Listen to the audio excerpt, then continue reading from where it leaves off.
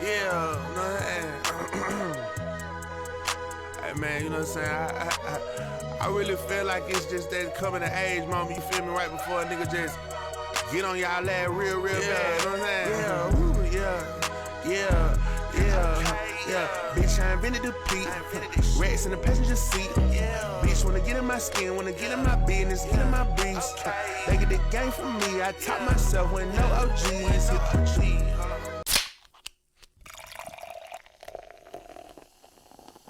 Went diamond cut on my neck.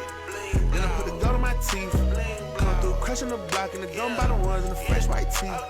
Knowing the GOAT bitch getting me right before I leave. Yeah, they calling me Mr. 4-letter GOAT and them fuck nigga know better. Put on a show just like Coachella. I need a ribbon, a trophy, and gold medal. Turn me to stone like Medusa. I think her name was Rosetta. Might need some cleats for what I'ma throw at her. Keeping it peak, my dumpy and mow at her. Hop out the Sprinter at Neiman's with all of the members. Put the little bitch in the blender, that Everest leather. I pull out the bubble for winter. Nigga ain't even the fact that it's hard contender. Right in that bank where I send her. Might as well handle the me and surrender. Ready to crash by that here symbol. Them type of the turn on nigga not done. All right.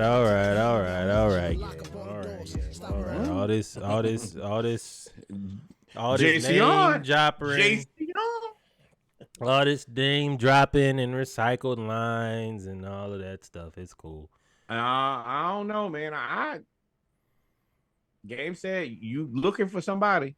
Here I am. Yeah. That man got somebody, and he was a rapper. He was rapping. I mean, that suicide line, he said like 5 times now in 5 different songs. Talking about slit your wrist, suicide. He also dropped Kendrick Lamar's name like 4 times in 8 bars. K. Shine, K. this, Mad Bad City, Good Kid is a play on Good Kid, Mad City. I like, come on, bro. You said Joe Budden. Like, I like the game. He is a rapping motherfucker, but come on, bro. You ain't got to say you know everybody all the time. All the time? You know everybody all the time. Yes, I know them. And if any of you, well, really, Ricky, I just want to rap. And I don't want to hear about your house no more. What else can you say? And I was like, oh, well, that's easy to respond. I don't want to feed him no lines, but man, I don't want to hear about your gangster life no more, bro. I don't want to hear about you be in the hood and all of that stuff. You was a stripper too. Like you was doing some wild stuff. Like, like I say some stuff back now. I wouldn't. But Rick Ross, if I were Rick Ross, I would. You really put this into context. You got one dude who's a rapper. I mean, one dude who's a correctional officer. One dude is a stripper. All right, let's mad at each other, trying to see who more gangster, bro. wait, you know what? Sometimes you got to put things in a little bit of context. You know what? This ain't my hill to die on. Nope. Yeah, man, and game, man, bro. Before we get to it, I do got to say, man, this is a moment in West Coast rap history. You, sir, seem to be, by shooting at Rick Ross, who drew a line on Drake, the enemy of my enemy is my friend. You seem to be teetering that line of who you support in this. No, I think he just won't. Sometimes you see somebody, you ever really want to, here's a little sidebar, and it's probably the wrong place to put it, but I don't care. You ever had that one person, well, I really want to whoop his ass. I just want to catch him at a moment. Come on now. And you finally see them, this it. Let's get it. Me and you. I've been waiting on this. Yeah. And it would be good. It would be good. Now, it would be good. You get some 5 beats. They both got ears for beats. I think Ross probably could I think Game could out rap Ross. I think Ross could out troll and out punchline Game. I think Game has a better flow, but Ross has better punchlines. But it would be fun. As long as they don't do nothing stupid. Like, if you just talking about rapping, cool. I think they're past the age of, like, actually I know Rick Ross. Dude, I hate to say it, but you see enough of Rick Ross. Rick Ross is not doing much to anybody. Yeah, he big chilling. He chilling. His son in college now. He got investments. What he got, like 15 William different Robinson, companies? your son is in the HBCU. He ain't about to do nothing. But let's get to it, man. Let's get to it. Welcome, ladies and gentlemen, to episode 151 of the SplashCast, Monday Night Raw. I am your co-host, Reggie. I'm your co-host, Norwood. Our powers combined. You already know what it is. We are your HBCU homeboys. Happy to be here on this blessed beloved Monday night. Let's get to it, my friend. Yes, sir. Y'all see my baby's picture that she drew for the podcast today? On the back. That is our production manager, making sure we do what we gotta do here at SplashCast Studios. That's the agenda. And I bet you if I could tell some of y'all that that's cursive, you wouldn't realize that it's not, because we don't talk about it. We don't write in cursive no more. And the kids can't write in cursive no more. So I don't know how you're gonna sign your name to things, but thoughts and prayers. Y'all know what it is when it comes to Monday Night Raw. We do our HBCU news around the culture, man, followed by basketball and football, or football and basketball, depending on what is in season. Got a few things to talk about, man. It is mini camp season. We are going to take the time to highlight some of these HBCU players that made the summer roster as undrafted free agents. We called out the NFL last week. We told y'all there's no reason for HBCU, at least one HBCU player to be drafted. I realize that it's more and more players coming into football, but there's no way that you should draft somebody that has 1 year of football experience or never played and comes from overseas. No shade. It's harder to come from overseas and play football than it is basketball, right? So I would rather them go for HBCU versus European person. 7 years of Australian League football and think this guy's finna make your team versus somebody who's played football their whole life. I didn't even think about that. And now that you said that, you infuriated me early in the podcast. Thank you very much. I hate everybody. Flaring. Your nostrils started flaring. So yeah. All of you humans make me sick. Let's get to it, man. So the Jets have signed former North Carolina Central defensive back and kick returner Brandon Codrington after his impressive performance at the rookie minicamp. He confirmed the news on his social media account, where he showcased his skills with other players as not only a DB, he's a good DB, but he's actually an electric kickoff returner. You froze a little bit. Yeah, which is actually, extremely, well, not extremely, more valuable now with the kickoff rule changes.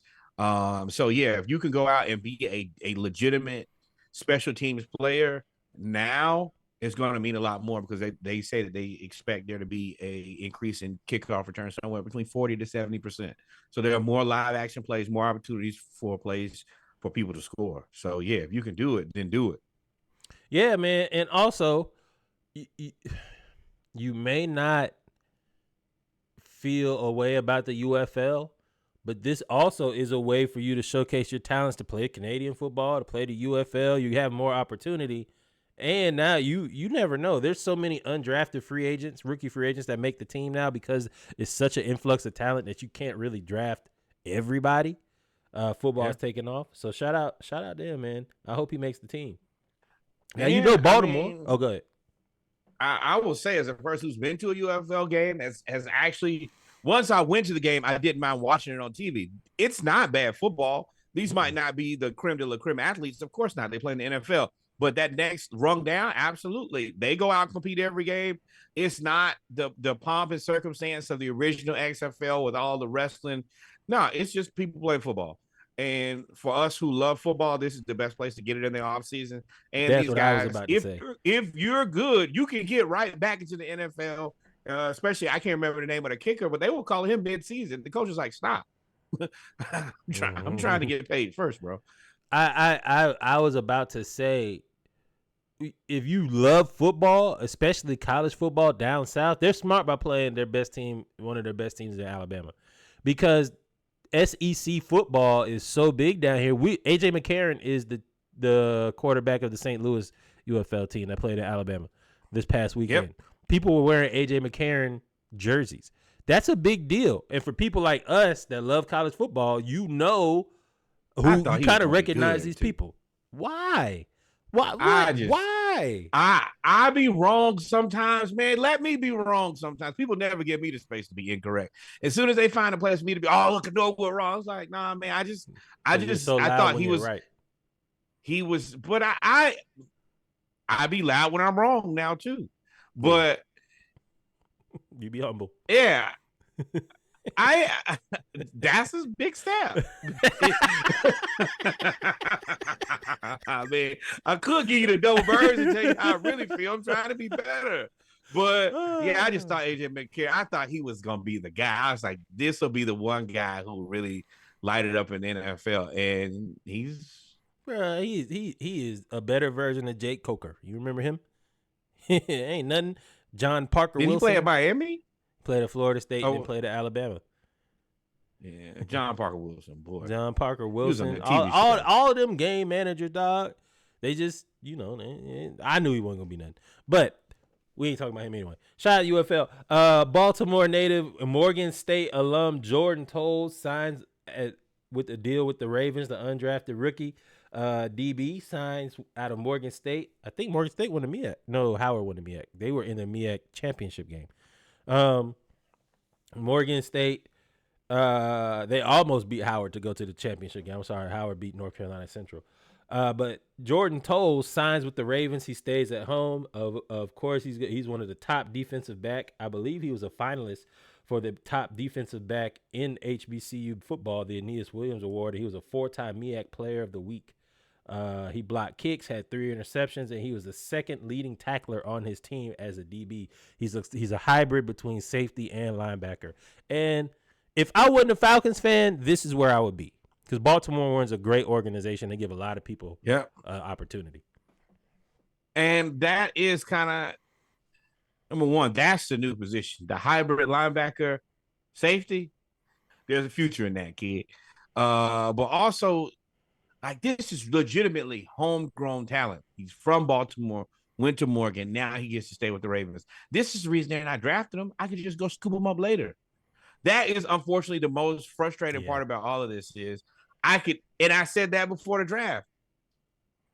I mean, especially the way that the draft kind of went this year, where you had a lot of, like, look at a guy like Spencer Rattler who drops to where he drops to. You can't tell me there's a whole lot of difference between him and Bo Nix. I don't care what anybody says. And right now, it's just more prudent for them to get these HBCU players that's undrafted free agents. We can bring them in, try them out, test them out. You're right, but he kind of in the middle.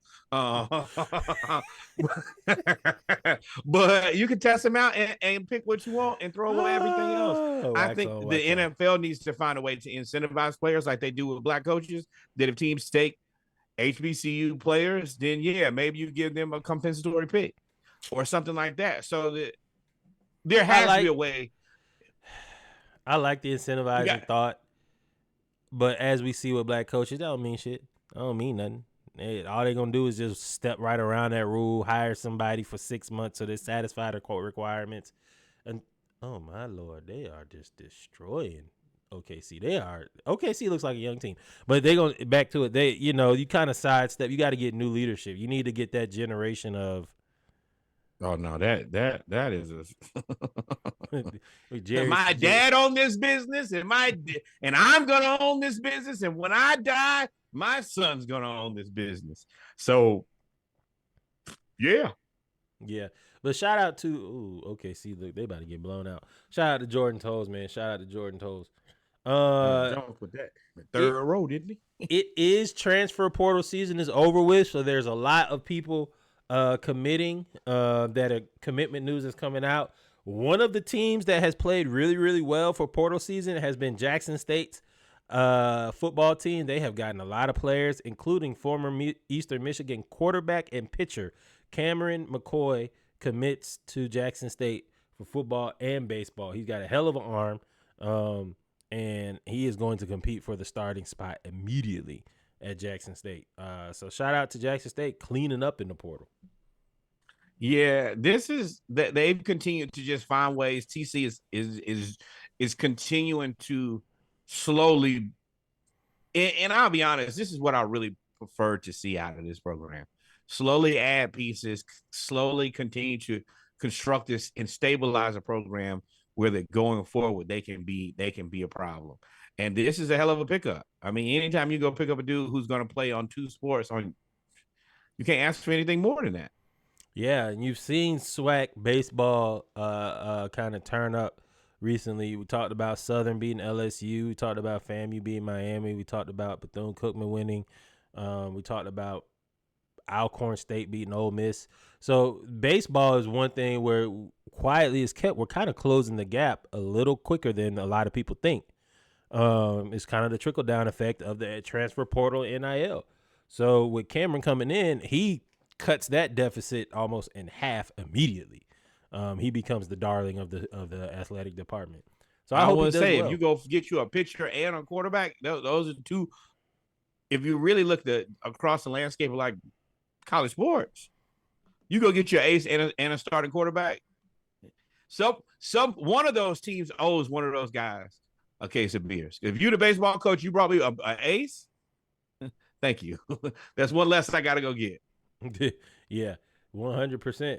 Yeah, and you know, now I think about it, recruiting wise, it was probably all of them: the AD, the football coach, and the baseball coach. Probably basketball coach too. You want to play basketball? Come on, whatever you need to do, brother. We'll get you a jersey, big dog. We'll find a spot for you. We'll find a spot. Follow-up callback for us, man. Lincoln University coach Jason Armstrong steps down after leading Lions to the first CIAA championship in like 40 years, I want to say. He announced that he is stepping down effective immediately. Taking his place is going to be Keyshawn McMahon, the assistant coach who has been appointed as the interim head coach. The news does come as a surprise, but apparently what we think and what I'm assuming is that there's something in the works for Coach Armstrong, and he had to make that decision quickly. Yeah, everything about this has greener pastures written all over it. He took over for the team 22-23. So last year, I think they went 17-15 and didn't win it last year. They come back this year and win it. If I give you two chances and you almost do it last year and then you do it the next year, then yeah, you're moving on up. I hope that it's a MEAC school, but I mean, also go get your paper player. I can't hate on that. Not now, not ever. So, and if you come in 2 years and done it quickly and efficiently, yeah, go get it. What I do like is the appointing of Keyshawn McMahon. So Keyshawn McMahon and Coach Armstrong joined the staff at the same time. So hopefully you get a little bit of continuity, and he may have the opportunity to stay as well. So I do like how you are able to move on but keep an assistant coach there so that program can keep building. Because winning the CIAA was a big deal for them, and it was a stepping stone. So shout out to them as well, man. Hopefully they do the right thing. Especially, you don't win for 40 years. This guy's here for 2 years, almost wins the first year, then does mission complete in year 2. You moving along the right way. Yes, sir. Yes, sir. Finally, shout out to FAMU, man. National Division One, HBCU Division One national champs. The Rattlers win the 2024 PGA Works Collegiate Championship, claiming the HBCU Division One title for the second time in program history. Shout out to FAMU. Yeah, congratulations on a fantastic season. As you can see here from the marketing materials, Nike and LeBron also get a little bit of publicity. Oh, you see it? But overall, you see it right there? Oh, yeah. Yeah, you better stick that King James at the bottom, buddy. Bucko, make sure they get me in there.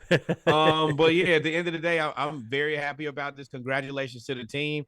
And yeah, this is the reason that you get the LeBron sponsorship. We can stick that on everything. Yep. You know what that is. You see the logo, so it just makes it. Hey, put that on my diploma. Put that on my diploma. I'd hashtag it. They need to hashtag all that. I'd hashtag LeBron every time. I tag him to everything. LeBron James Foundation. What's the school? I love. What? I promise. I promise school. I promise. Everything. I promise on everything I love, bro. I am. I would do that for everything. So shout out to FAMU, man. Shout out to FAMU. God. We talked about Howard a couple weeks ago with their Jordan release because they're sponsored by Team Jordan. So if you are starting to get that NIL collective, starting to get that money, go ahead and more athletes. All y'all athletes. Go sponsor a team. Go sponsor HBCU. All it is your logo, a couple pair of shoes, some jerseys. Yeah. And whatever the sponsorship is great. So if it's a ton of money, great. If it's a few more thousand than we had, great. Whatever it is, we want it. It's better for everybody. We support it all, man. We definitely do. We definitely do. But with And that, the thing about it is your visibility. They won a championship. LeBron James, I mean, I'm sure he doesn't need any more marketing, but to have the LeBron James logo right there at the bottom of FAMU winning a golf championship, it's another place for you to be seen. yeah, I would definitely have it everywhere. But with that being said, ladies and gentlemen, we've come to the end of HBCU news around the culture. We're going to take a couple minutes, and then we'll be right back with our basketball segment, starting out with WNBA news as well as get your beverages because the Hawks have the worst luck ever, and we will expound on that when we get back. Y'all stay tuned. Remember, they can do what? They can like, they can follow, they can subscribe, they can go get their glasses out of the freezer.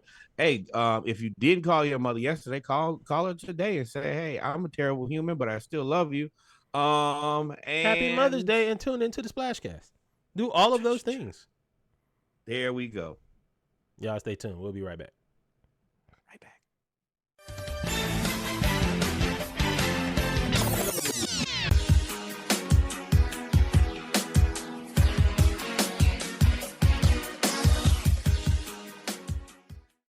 And we're back, ladies and gentlemen, with our basketball segment, episode 151 of the SplashCast Monday Night Raw. Y'all know what it is. We talk about the latest news in basketball, both women's, men's, and college when necessary. Let's get started, man. As we get started, we are watching the OKC Dallas game. Dallas is actually whooping their ass right now, 22-10 to start, 22-10 run to start the game. But we'll see, man. We'll see what OKC does. This is kind of a growing up moment for them. We'll see. Let's get started right into it. Let's jump right into it, my friend. You got your beverage? You said you was coming back with drinks and all of that stuff. Ooh, little Bartison. My boy B, the Bartesian, be holding me down. Got me right because yesterday was eventful. Let's get to it, man. Let's get to it. Let's talk about these ladies. Let's get to it. So we're gonna start out with the WNBA. Big news, man. They are capitalizing on the moment. The WNBA is going to add private charter flights for all teams. Commissioner Kathy Engelbert announces that all teams will started charter travel for all regular season games starting early this season. A lot of the comments said, well, what were they doing before? Y'all need to pay attention. They were flying commercial, not first class coach. Midnight flights, 2 a.m. flights, red eye flights for the games is what they were doing. So they now will be chartered all over, man. That is dope. I know that doesn't seem like the biggest or most important thing to many people, but for an athlete after a long game to have to fly within the plane schedule is really tragic. That does mean either you have to try to, as soon as you leave, as soon as the game is over, shower and run to the plane, or get up ungodly early in the morning and catch a red eye. And both not really good for resting after a long strenuous game. So, I'm happy to see the Indiana Fever. You can tell how thrilled they are. And I mean, these are professional athletes. I won't put this in the context. These are professional athletes that are getting like the most normal professional athlete treatment, and they are thrilled about it. Yeah, like what you can see, and I'm letting this kind of run on loop as we talk. If you're the video experience, you're watching the playback, you're watching live with us. What I've noticed about this charter flight is charter flights seem like they're a little bit better than first class. They have tables to be able to look at game film or play cards or build up team chemistry. They have their own in-flight chefs. You have your own, you get to bring on everybody, and you get a lot of space. Like, basketball is a huge deal. That's what we should have talked about during the pregame, but we'll talk about that probably here at the end. About the basketball versus football, the players who can play. Can you drop a basketball player into the NFL and he take over right now? All of that stuff. But when it came to Well, when it comes to this, you just have a lot of space. You have a lot of place to rest and recoup, which is something you definitely need. So this is dope for me. I like it. Hopefully, it's just a start. I mean, it sucks that you got to get on a plane anyway, and then, I mean, y'all fly, and even first class. This is a basketball team with executives and everybody else. There's just not enough room for everybody to get on there and have any number of space. Now you can stretch out. You can watch get tape a little after treatment, all of those get things. stretched, all of that stuff. And on top of that, I mean, let's be real here. You know what the guys are doing? It's prize picks, DraftKings, spades, gambling, smoking cigars. I mean, medicinal. I'm sure if that's legal, between the states, whatever it may be. But these ladies have deserved this. I'm happy they finally got it, man. That's the only thing I can say. Better late than never. Speaking of better late, but it's than never. late. Speaking of better late than never, I want to know how you feel. I want to know how you feel about Nike capitalizing on A'ja Wilson. I don't even want to say capitalizing, but like giving her her own signature shoe that arrives in 2025.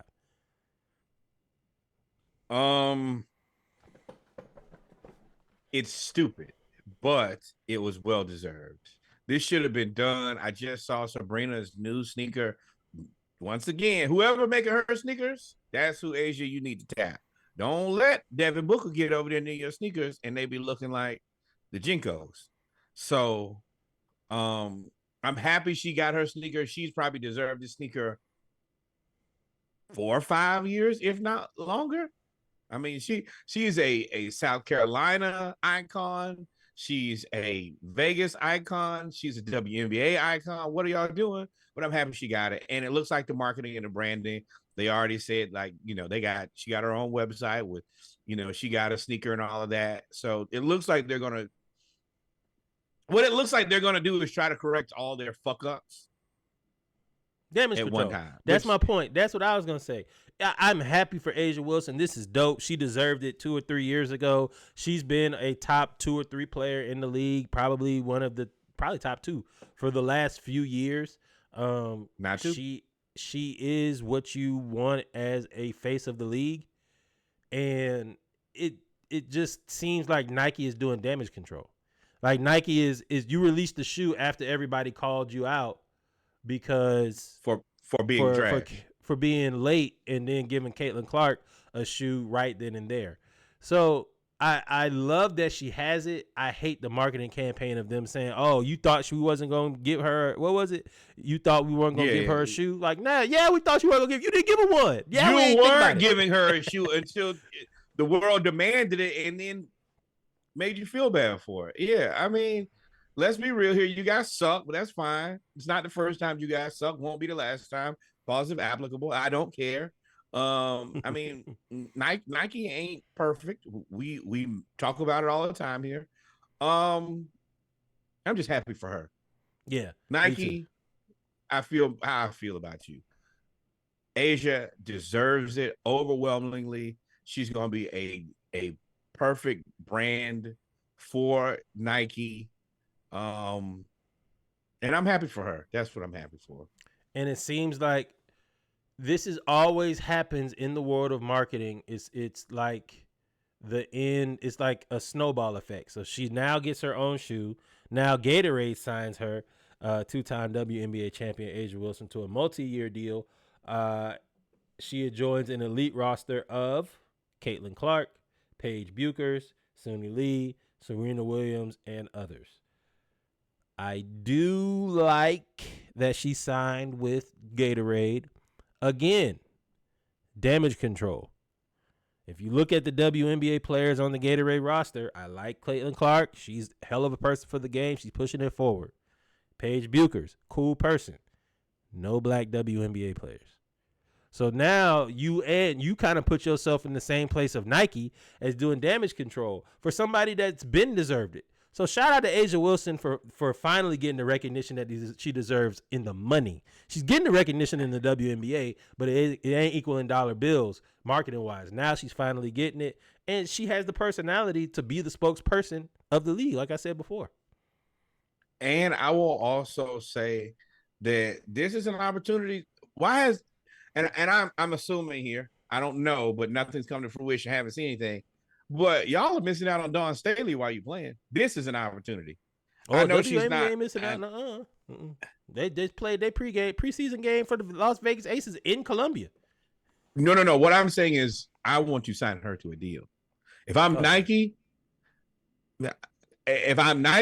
I'm going to make an offer. I know Under Armour is the team sponsor, but there is no reason for her not to have her. She is the person consistently, number one. She does a good job of being at the forefront of everything for her without being at the forefront of everything. So she's easily recognizable. And she's also a fashion icon. She's not everybody else. Polo shirts, slacks, and sneakers. Nah, she really put that shit on consistently. And if you could sign her to a deal, oh my God. Yep. That's everything. But I feel like they don't. You kind of have to ostracize them into doing the right thing, which is frustrating a lot of the time. Yep. Other news before we get to Toronto, in other veins, so with Asia Wilson finally getting the recognition she deserves, it's kind of like she was good like a year or two too early. Like if she would have been coming out in this past draft class with Caitlin Clark and Angel Reese and all of them, she would have been the darling and she would have had all of these from the get-go. Because Angel Reese, she went to the Met Gala. She's got all of these endorsements. I think she's endorsed by Mercedes-Benz that she got from college, all of these things. And I think Asia came out like a year or two before the NIL started. So 3 years, 2 or 3 years. I assume it's a little bit longer than that because I'm 38 and I think she's 27, 28. She's 28. She's been in the league that long. Okay, but like Angel Reese, like and shout out to Angel Reese now. She went to the Met Gala. It was a little bit of uproar, all of that. She went to the Met Gala, came back and beat the New York Liberty 101-53 and scored like 20-something points, had like 15, 20 rebounds. Like, yep. We are in an unprecedented time of women's sports, and for them to be able to handle the duality of being a woman and being in sports is something that I really think could be a case study and that we can learn from. But also, this is only I hate that women have another barrier that they have to deal with of BS. This is a preseason basketball game. If Victor Wembanyama he played a preseason game, then went to the Met Gala, and then played another preseason game, ask me how many people gonna care. Zero. Not one. But it's Angel Reese, and because she's a woman, it's like, oh, I can't believe she did both. What?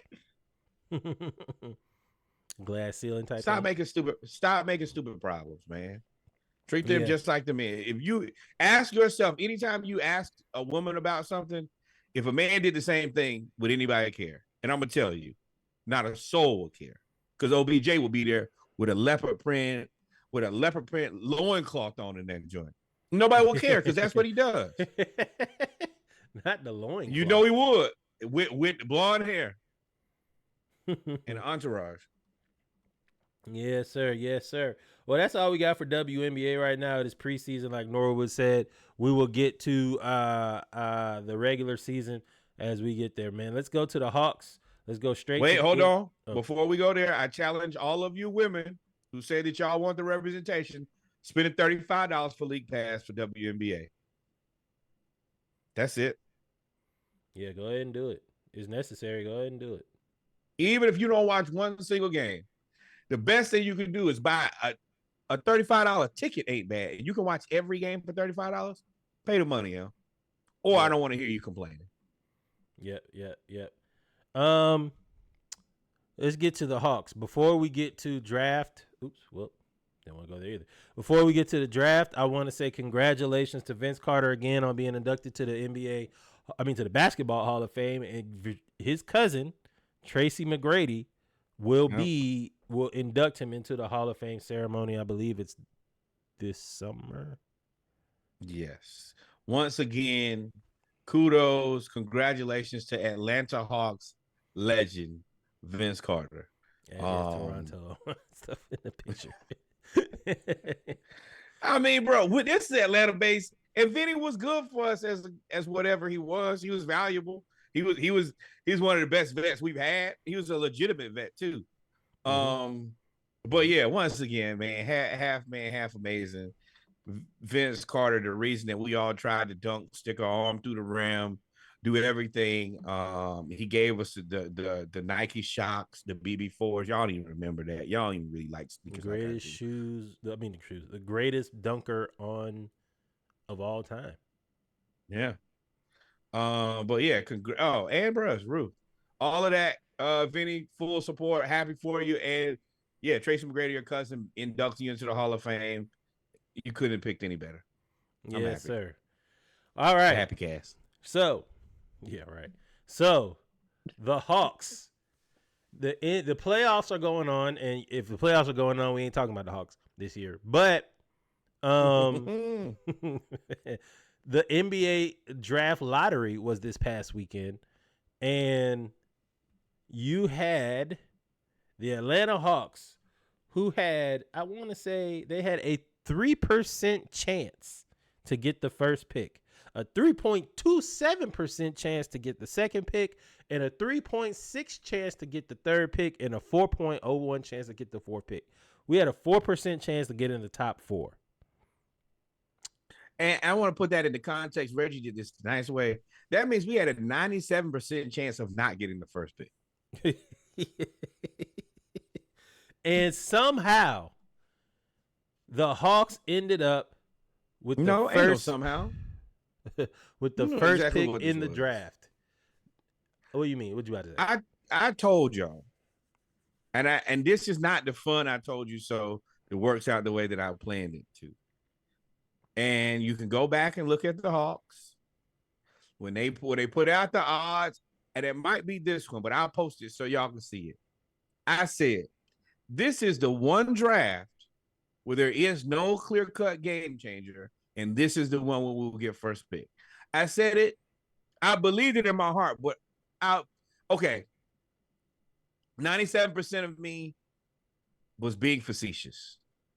3% of me was dead serious. And my 3% and they 3% was the same thing. Us to 100%. And we are now the owners of the number one pick in the 2024 draft, where there are 8 guys who could be drafted number one. So I'm going to add a little bit more context to this.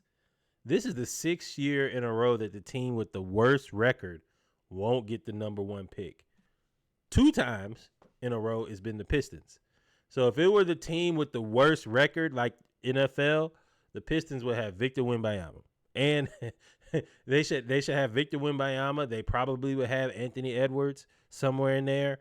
They would be the OKC Thunder at that point. That's pretty much who they would be. So that's got to suck for them.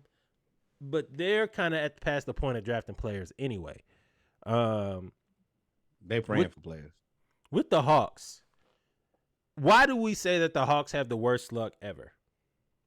The Hawks have the worst luck ever because I think this is the first time in 50 years that we've had the number one pick.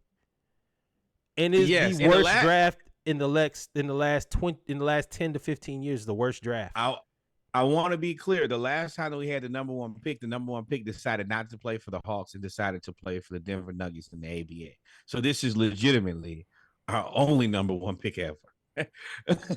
This is a struggle upon struggle. Now, some of it is us being a pile of mediocrity and not being competitive for that. It's a troll. It's a troll. Yeah. It's nothing but a troll, bro. It is. It's so tough because you know, as a Falcons fan, as an Atlanta fan, this is what we get. We don't ever get this. We can't never have nice things. We couldn't get Wemby. Now, if we now how San Antonio, they got David Robinson, Tim Duncan, and Wembanyama, and we have one. And the one we get, we don't even know who to pick. We got to put the players in the lottery to figure out who to pick. We need 8 new ping pong balls Throw them in that same thing, and then we pick whoever that is because there's no clear-cut winner. As a Falcons and Hawks fan, we had the number 8 pick, and we drafted Penix. How that works out with the Falcons, time will tell. Now, you then get the number 1 pick with the Hawks. You get the number 1 pick with the Hawks. And I mean, I heard of Alex Sarr, but it's such a year later because Wembayama, we don't even know, well, we do know that this draft isn't great, but Wembayama was so good that this draft really don't have no chance to be great. They could really have a couple really good role players, really good players in this draft that turn out to be players. I doubt they'll be franchise players, but they'll be pretty good. But you're not going to get a Wembayama. And then next year, you got Cooper Flag. You got all them people player coming out the year after for next year's lottery.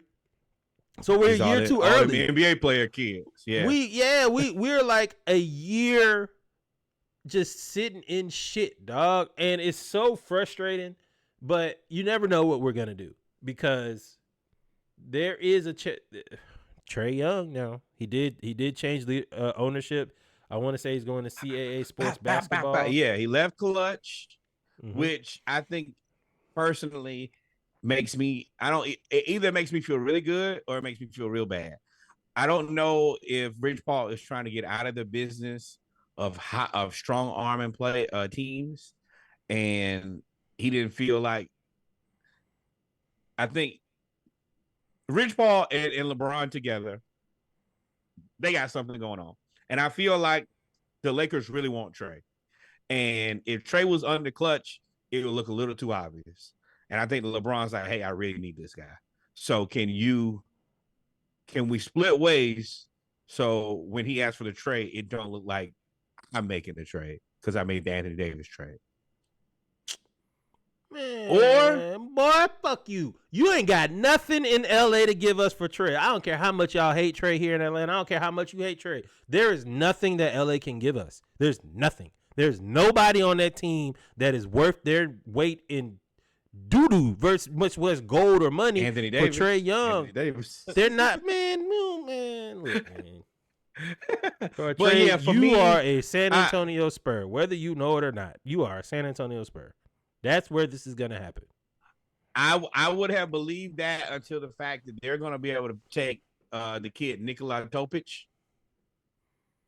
and he's going to be a playmaking facilitator that Popovich won't have to deal with an attitude, who's a foreigner who fits right into their game plan. I think that's their leverage to not take Trae. Sound like a skinny Sochan. Like they're going to have too many playmaking facilitators. Wemby a playmaker facilitator. Sochan a playmaker facilitator. Whoever you just said is a playmaker facilitator. Sochan, they're like forcing round peg square hole. The kid Nikola Topic is it. He that's the one thing that he can do. He got questions around whether or not he can shoot, but him and Wemby, especially, he's 6'5". Him and Wemby pick and roll your face off. And if you surround them, because he's gonna be able to get 8, so they probably gonna get that kid, I think, from Tennessee, Dalton Connect, who can shoot. He's bogey. Yeah. And then you just put 3-point shooters around those two guys, and either we pick and roll, Wemby can pick and pop, or we throw it to one of those guys and shoot the 3. That's it. It's simple. I think that them getting that now, if they want him, they can get, what do they have picked? 4 and 8. I would love to take 4 and 8 and y'all have Trae and give me a player or two back.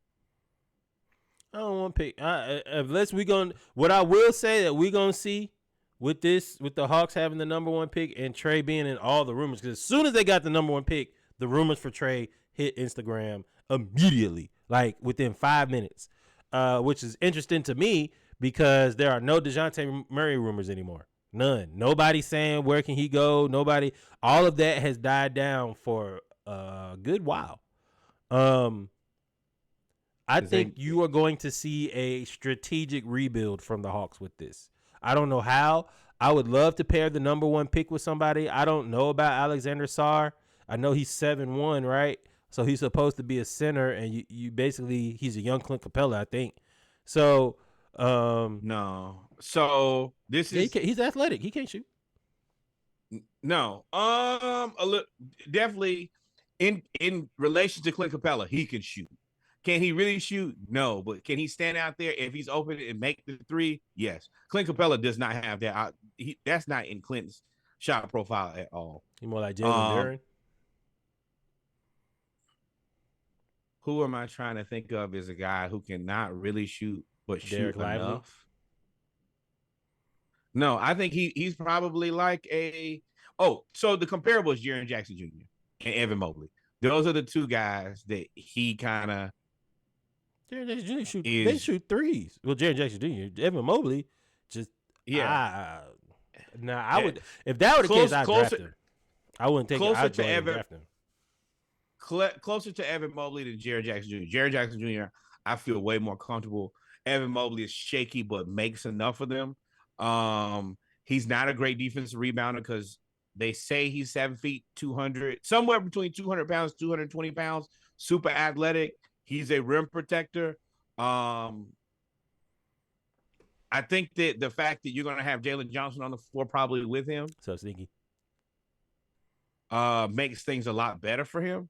And everything that I've heard, he's the fastest 7-footer anybody's ever seen. That is the Clint Capella, but better. That's the one thing that Clint is. Clint will get up that court fast as hell, but Alexander Sarr is just faster than him. And that Jalen Johnson and Alexander Sarr is all fast break. So it sounds like to me you would draft Sarr. You wouldn't trade the pick. I don't know what I can get back because I don't think that anybody's married to any of these guys. And the thing is, if you're married to him, you could probably wait for him to fall into your lap. I mean, outside of Alexander Sarr, I think that the Hawks could have got any guy in this draft that they really wanted to at 8, 9, 10. Like, you're not married to any of these guys that much. Alexander Sarr was the only guy who I thought was going to go top 3 no matter what, and I just didn't think that the Hawks would get there. And let's be real here. The Hawks have to take the 7-foot athletic guy. You got to. So does Trae put on a Hawks uniform next season?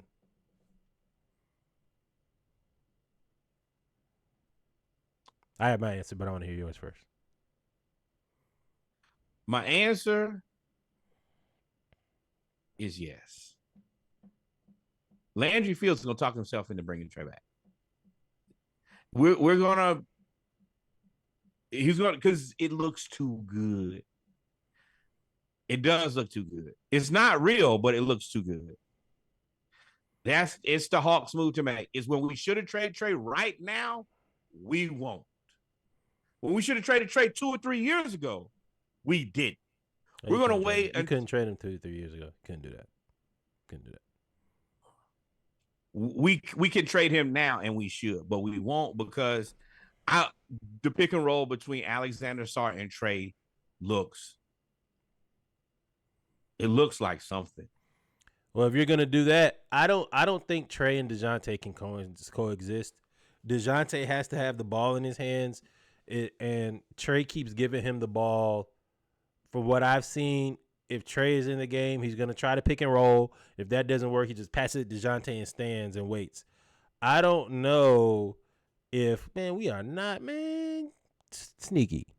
Hear me out. Gary Harris is really God's glue. Is really good glue guy, and he's not expensive. Man, what you think you getting from us for Gary Harris and Cole? Yeah, he don't fit. He don't fit nowhere on the team. We don't want any more short people and glue guys. We got enough glue guys and short people. We already got Kobe Buffkin, who did not play enough and is a legitimate basketball player. We got Bogey, who's on a team-friendly deal and shot and had arguably one of the best shooting seasons in Atlanta Hawks history.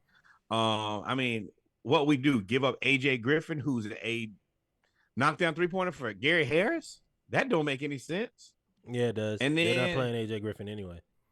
AJ died. Yeah, but what I'm saying is, Gary Harris is hustling backwards, is what I'm telling you. I would do that one, but for Trae, I don't, like I said. What I was saying was I don't see DeJounte Murray and Trae coexisting throughout the whole year. Do I think he puts on a jersey? Yes. Do I think he's moved by the trade deadline? Probably. I would love to see him moved earlier, but if you draft Alexander Sarr first, You utilize that number 1 pick. If you utilize the number 1 pick, you can still trade Trae for a first-round pick next year. And that's the thing is, I think that my answer, to me, the right answer is trade Clint, and you probably got to trade Hunter. Yeah, though all of our role players are, except for role players. Jalen Johnson ain't no role player. All of our role players are up for grabs. Trey, DeJounte, and Jalen are probably the only ones I don't that think you hesitate about trading. I don't think that you can trade DeJounte. If you can trade him, of course. Let me say, you could do whatever you want to. But if you trade DeJounte, I feel very confident that will be your death blow. You got this close to decimating yourself this year and trading him out to LA. Let me tell you, the Lakers will still be playing if DeJounte Murray is on that team.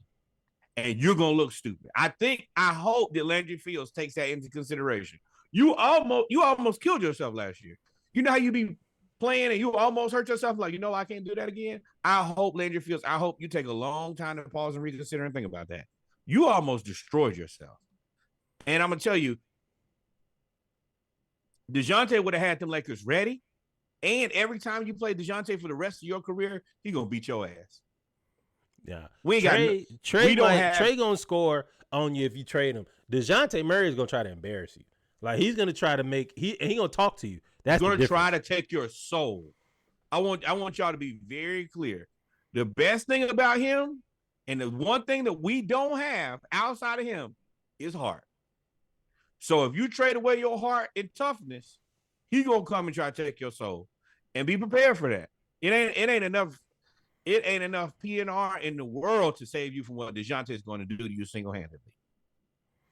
And he's going to be inspired again. And you're going to trade him to a good team. Sneaky says, let's be real, Trae ain't going nowhere. Y'all just gave him a super fun pick and roll toy too. Yeah, with Alexander Sarr makes this interesting because of Jalen Johnson and Trae. With Jalen Johnson and Trae and Alexander Sarr being a rim protector and super athletic, it does bode well for Trae Young. But God, I would much rather have DeJounte Murray. I don't want to ask DeJounte to play off the ball because even though his 3-point shot had gotten a lot better, he averaged more points than he ever had during the season. In any season, it's hard for him to play off the ball and then try to be the defensive anchor. It's almost not fair. It's the same thing you said about John Collins. Y'all don't want to give me the ball on offense, but want me to take all the fouls and guard the best player on defense and then shortchange me on the money.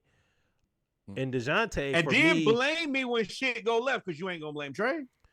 DeJounte, for me, if you trade Trae, I feel bad for DeJounte too because he literally left the Spurs to try to win, allegedly. And then you trade Trae to the Spurs and you get all them players that he left to come to the Atlanta Hawks, and you literally have San Antonio East. So I feel this is the thing that I believe about playing with DeJounte Murray is if you give him a decent team around him, he's going to be competitive. I believe that had we moved Trae at the beginning of the season and found a reasonable replacement for him within a player or two, we would have been top 5 in the East. Like, the Pacers are cool, but the reason the Pacers kicked our ass because we don't play defense when Trae's on the floor. They score 160 points because Trae's on the floor. We wouldn't have that would not have happened to us. I'm a firm believer in that. Now, 40. The only thing that's super, super, super intriguing to me is I see Jalen Johnson at the top of the key. Alexander Sarr come up, set the screen. Jalen crashing down. DeJounte, Trae, Hunter. Do you let Jalen just go dunk on everybody every time? Do you let Sarr roll to the basket or pick and pop? Or do you let Jalen Johnson throw to Hunter, Murray, or Trae for an open 3? That sounds cool, but we've had this discussion before, and I've come to the realization that you've been trying to get me to. Trae ain't playing off the damn ball. He ain't playing off the damn ball. It ain't happening, dog. It ain't happening. That's why you got to choose. You got to choose between DeJounte and somebody or Trae and somebody. So the answer is you trade to San Antonio. You get pick 4 and 8. One of those picks is Dalton Connect. You put him into the starting lineup, And no, you probably move Bogey into the starting lineup, and then y'all just shoot that shit. That's the answer. And, I would rather get some. I like Sar. I like trading Trae. You need a wing that can get to the rim. I like Jalen Johnson who can do it. He's more of a facilitator, but you need somebody that can just go score. Like DeAndre Hunter was supposed to be that guy that's supposed to just go score. We ain't really asking you to pass the ball. You ain't supposed to do nothing. You've been trained with Melo, so you really don't pass the ball now. And you haven't taken that next step. We need somebody, and that's where you maybe trade. If you're going to do that, you trade to go get a scoring wing, somebody that you could give the ball to, maybe an Anthony Simons, maybe somebody that's like, you just go score. We need you to go score. That's all we need you to do. We'll funnel the defense. We'll put Jalen on the best defensive player. We'll have Sar. If we could get Anthony Simons, he's the answer. He's the answer. Say that again. Say that one more time and slowly, please. If you can get him, he's the answer. Congratulations. But we agreed on him. No, he didn't. When I first brought this up, you said no. And you went like this. And if I was wrong, and I have been wrong, we trying to be better in 2024. Anthony Simons is the answer. He's cost effective, but that's a 3-team trade because Trae and Scoot don't make any sense. And you can't trade Scoot because you just drafted him. But Trae and Dejan and dominating make a ton of sense. They actually probably make the most sense. Maybe get a Jeremy Grant back or something, money wise, to make it work. You got money wise, you got it. Well, whatever. But it's intriguing what the Hawks will have. We're gonna have so many more discussions by the time we get to the NBA draft next year. We'll talk about it more and more and more. But the Hawks have the next year. Draft, y'all. You talking about June 26th? The draft is in June. Yeah, NBA draft. Yeah, I guess it is. It's right after the season. June 26th and 27th in Brooklyn. I saw today Atlanta Hawks having a party. I'd assume you'd be going to that. If we're going to draft number one, I know you're finna be like, I'm about to say, you don't know how many times we're going to do that again. Or you might. Hell, you never know. Shit. Yeah, I mean. But yeah, I think safely Sar is the pick minus. There is that other French kid who's a wing who's like 6'8". Yeah. Yeah. But right now, if you have a 7-footer, we need a 7-footer. It just makes the most sense. It allows you to keep Okongwu too. Getting rid of Clint, getting Sar, and you keep Okongwu. You could, and realistically, you could probably start Okongwu. No. I think that Okongwu. The reason I don't think that you can start Okongwu is, are you gonna put Sar on the bench? Yeah.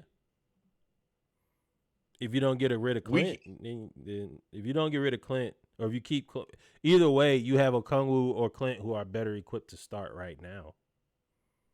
Yeah, but we got that ain't gonna fly this time. We can't take our pick and bury him. He has to play immediately. He's probably gonna need to start. Because we don't. My answer is you move Clint and you maybe move Hunter. Maybe see if somebody like LA is interested in that. That might be where you reach out and see if you can get Paul George. I don't want nobody 35 or old. I don't want no more old folks, bro. I don't want Paul George. I didn't see they said, hey, draft Bronny and get LeBron. I don't want LeBron, Coach LeBron. I don't want nobody old as hell coming. We are not a player away. We're not a player away from being a good team. Wait, I disagree there. Now I'm gonna run this start lineup out here and tell me what you think about it. This is under the opinion that we keep Trae, DeJounte, Paul George, Jalen Johnson, Alexander Sarr. How you gonna get Paul George? Hunter and Capella. Paul George wants a max. Oh, he got that. He got that. He got that. I got that money. I got that money. Boy, fuck If you. you want I like do 40, not want Paul George. I do not want Paul George. No. I've been telling y'all for years. Everybody is all listen. No, bruh. Give me some 30 or younger, bruh. 30 or younger. I don't want nobody old, bruh. No. So then you got to give up. You think that they'll take Hunter and Capella for Brandon Ingram? Yes. And maybe a first? I'm not giving you a first. But I'll give you Hunter and Capella for Brandon Ingram. They'll do that. Swap out Valanciunas for Capella. Yeah. They'll do that. Nah, you keep both of them. Then you Either have way, 40. whatever. I don't care. That's actually a person I was thinking about. Was Brandon Ingram. Brandon Ingram seems to be lost in New Orleans. New Orleans seems to be lost on who they want to commit to, and they're going to have to make a decision. New Orleans is stupid. And like I always say, you willing to be stupid, I will just hand it over to me. Because Brandon Ingram is the better player between him. Like he's going to be the more valuable, more consistent player out between him and Zion. Them doubling down on Zion is foolishness. And that's fine. I knew y'all gonna have a bad decision, and you was gonna make the worst decision. Go ahead, give me Brandon Ingram. I'll be more than happy to take him off your hands. If you can live in New Orleans, you can surely flourish in Atlanta, big dog. And it don't make no difference though. It's the same team to me. You gonna have the same. It's gonna be the same. It's gonna be the same result. But I think Brandon Ingram, from a matchup standpoint for the Hawks defensively, because he's 6'10", I think he's 6'10", almost 6'11", with Jalen Johnson now at the 3 and Alexander Sarr at the 5. Now all of a sudden you have a little bit more help when it comes to switching with DeJounte. You could probably hide Trae a little bit better. So, and you could switch a little bit better. I would like to see a defensive. And then God forbid you could make. See, if you could. This is where it's important for you to. We're in the rabbit hole though. We about 45 minutes. I know. On this. I'm gonna wrap it up right here. If you could get Ingram first, then you can move Trae confidently because you got your secondary score. You got your score at that point. Trae is San Antonio. Give me the rest of my roster right there. I do that. Yeah. You get Ingram I would trade the whole roster for. Give me the whole San Antonio. Keldon Johnson, Vassell. I don't know if you get Sochan, but give me all of them. No, you're only gonna get one player. I want the first. Give me the first round picks instead. You have Trae and send me Keldon Johnson, and I will send you Trae, and I want 4 and 8 though. I don't want. Why do you want 3 picks here? Keeps us under the salary cap. Yeah, I guess. I get it. I alluded to this earlier. They trying to make everybody saying they need to make LeBron the coach. They echoing Norwood's sentiment. The Lakers are LeBron pretty much has them in a vice grip. They don't know what to do. They have to pretty much wait on him. They're making promises to draft Bronny. They said we'll draft Bronny if that means you'll resign. LeBron wants $60 million over 2 years. It's been rumored he has 2 years left. I don't. The Lakers are screwed. Point blank, period. That's it. It's a wrap. You're not winning the championship. Blow it up. Send LeBron to Cleveland. He was already at the Cleveland game today. Send him to Cleveland. Let him retire with a Cavalier. And it's over with. Blow it up. Y'all not winning the West. Y'all not winning nothing with this team. And nobody's going to trade with y'all because y'all ain't got no picks. Nah, let them rock. Whatever this is, they need to figure out. LeBron traded for AD. Let him figure it out. Now, I do agree with Byron Scott here. Make him the coach. LeBron has earned, if there's anybody who I feel has earned this right to coach a team and be a player coach, it's LeBron. Go ahead and draft Bronny. That's what he wants. At the end of the day, you're probably not competing for a championship. The one thing that you can't compete for is clicks. You can have The Last Dance. You can have all of this and make a ton of money in merchandise and everywhere else. If you're not going to win a championship, the best thing you can do is make the Clippers. Then you're the Clippers. You're nothing but the Clippers. You're the basketball version of the Bengals. You're a team that worries about making money versus winning, and that's never been the Lakers' way. The Lakers have always used a winning to drive up the price and make money, which LeBron exploited that. Whether y'all like to hear it or not, he exploited that to the point where he got that bubble championship. And LeBron, after age 32, this is what you get. It's just that normally you get rid of him or he goes somewhere else. Well, Now he's staying there, allegedly. I shoot a lot of these teams bail because the rules for the NBA has changed. Adam Silver did that. And when Adam Silver did that, everybody was under the impression that they could just pay for a championship, kind of like the Warriors did. Well, I'll just keep adding players and paying the toll for what it cost.